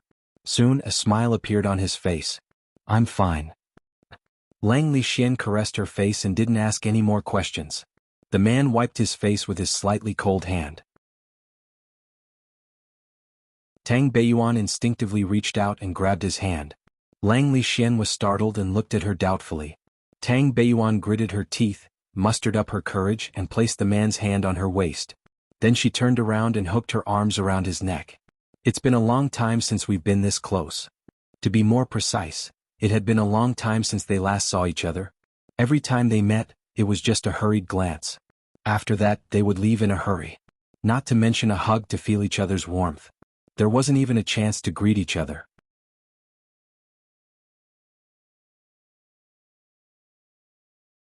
Chapter 39:13. Lang Lixian had just finished his words when he used his actions to express his attitude. He pulled Tang Beiyuan's hand away and widened the distance between the both of them. Immediately after, he leapt up the wall in the dark and his entire figure was hidden in the darkness. Tang Beiyuan stood in a daze on the spot. The hands which were pulled away by the man were still hanging stiffly in the air. After some time he slowly retracted his hands. There seemed to be a man's touch on her wrists. There seemed to be a man's scent in her nose. Tang Beiyuan's lips suddenly twitched as she gave a soft laugh. She turned her head and walked towards the other side of the wall, hiding in the dark with the man on the left and right, and completely hiding the sparkling eyes which flashed past her eyes. Qiao residence. Dmo Xian carried Yiqing Luo back to the room. His fiery appearance was accompanied by a powerful pressure. It made those who had just returned to the Qiao residence ran out of the room in shock. It was so late at night, this was very scary, alright? They thought that the secluded palace had made a comeback. But after seeing the unconscious Yiqing Luo, everyone couldn't stand still as they flocked over. Kitty Li was carried out from Zomo's arms and she was still rubbing her eyes sleepily, but when she saw Yiqing Luo being placed on the bed, her eyes suddenly opened wide. She scurried out of Zomo's arms and pounced towards the bed. Sister. What happened to sister? What happened to her? Kitty Li held Yiqing Luo's hand but realized that her hand was ice cold. Old Lai didn't feel well. Earlier at the Treasures Exchange Hall, wasn't she still fine? How long has it been? In his impression, Yiqing Luo and the Overlord were on the same level of abnormality. No one could hurt her. So on the way back to the Qiao residence, they didn't specially wait for Yiqing Luo. No one had expected. It was such a coincidence. Yiqing Luo was coincidentally injured. Gui Wu stood in the crowd as he frowned slightly. Apparently he was puzzled over why Yiqing Luo was injured and was carried back by Dmo Xian. She's fine. Among the many concerned voices, Dmo Xian's slightly hoarse voice rang. He also successfully suppressed the voices of those who were talking at once. Dmo Xian sat on the bedside. Kitty Li looked at Dmo Xian and then at Yiqing Luo. Under Zomo's tugging, he reluctantly let go of Yiqing Luo's hand and gave up his position to Dmo Xian. Dmo Xian held Yiqing Luo's hand, using his broad palm to warm Yiqing Luo's hand as he continued to speak calmly. I'm here, everyone, don't worry. Everyone turned pale and wanted to ask more questions. But looking at Dmo Xian's expression, however, none of them dared to ask. In the end, Gui Wu took the lead and walked out of the room. Only then did the others leave the room one after another, looking back every few steps. After closing the door, Kitty Li pursed her lips. She grabbed Zomo's hand with displeasure and worry, pinching it from time to time. What's wrong with my sister? Di Zun and brother-in-law didn't say anything. How can I be at ease? The Overlord is more worried about her than any of us. Mo caressed Kitty Li's head. Since the Overlord says it's fine, then Xiaoqing Luo will be fine. Qing Luo Shi. Suddenly, a soft but emotionless voice was heard from the crowd. Everyone's gazes turned towards the direction of the voice.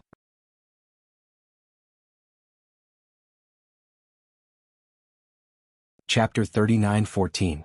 Drugged unconscious? What kind of joke was that? Yiqing Luo, that kind of pervert? She was a top-tier alchemist. How could she be drugged unconscious? It's the truth. Mo Ying blinked her empty eyes and repeated seriously, "You can ask her when she wakes up." Looking at the little lowly serious look. Everyone was still in disbelief. After all, drugging had always been Yiqing Luo's specialty. "I believe you." Suddenly, a deep voice was heard.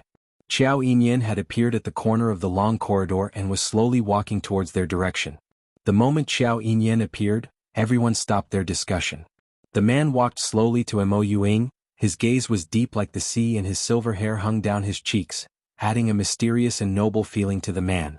Mo Ying raised her head and blinked as she looked at the approaching figure. The aura from the man made her heart, or rather her soul, had a restless feeling. It was very uncomfortable and she didn't like this feeling. She wanted to avoid it. But Qiao Yinyan seemed to see through her thoughts as he stretched out his hand and blocked in front of her. The man's gaze was burning as if he could see through Mo Ying's soul. "You have always been sensitive to the people you care about and can easily see the condition of others. This point, you still haven't changed." Mo Ying's brows were tightly knitted together as she looked at him with her empty eyes. However, his pupils were not focused at all, and there was not the slightest bit of spirit in them. When these eyes looked over, for a moment it made one feel that this pair of eyes were already blind? Anyone who was stared at by such empty eyes for a long time would have a creepy feeling. However, Qiao Yinyan met her gaze and gently curved his thin lips. He smiled and said, "Even your expression of disgust hasn't changed." Mo Ying's stiff expression loosened for a moment. When the others heard this sweet, cloying words, all of them rubbed their arms. How did Qiao Yinyan see the bored expression on Mo Ying's face? That was obviously expressionless, okay? That was what everyone thought in their hearts. But as the person involved, Mo Ying was shocked. She had always been unable to express her emotions. Her face was stiff. His eyes were lifeless. Even his voice was completely emotionless. In addition, she couldn't even express ordinary emotions. Even a sensitive lady like Yiqing Luo would not be able to detect her emotions. This man in front of him, yet he could see through her heart so easily? Could it be that she really knew him before? After Lin Mingya invited him out of the room, the chatter outside the door continued. Diamo Xian looked at the unconscious young girl. His fingertips covered the young girl's slightly furrowed brows and gently smoothed her brows. Then, with a flick of his sleeve, an invisible wave spread out in the room, forming an oval transparent barrier that enveloped the entire room. It also successfully blocked out the noisy discussion outside the door. He held the girl's cold hand tightly, one hand on his cheek and the other on his mouth to warm it. His peerless face was filled with a peaceful expression of pampering. There was not the slightest hint of anxiety or unease. He wasn't worried that this medicine would cause any harm or influence to Yiqing Luo, because this was the medicine which Zhu Wu Xian had given to Yiqing Luo. Even if Zhu Wu Xian was working together with the secluded palace, he would absolutely not hurt Yiqing Luo. You're tuning in to the Han Li's Wuxia Adventures YouTube channel. We're so grateful for your support, and don't forget to subscribe to join us on this incredible journey through captivating stories. Your generosity through donations truly makes a world of difference, as it's the primary source of revenue that allows me to expand and enhance this channel for you. Thank you from the bottom of my heart for being a part of this adventure.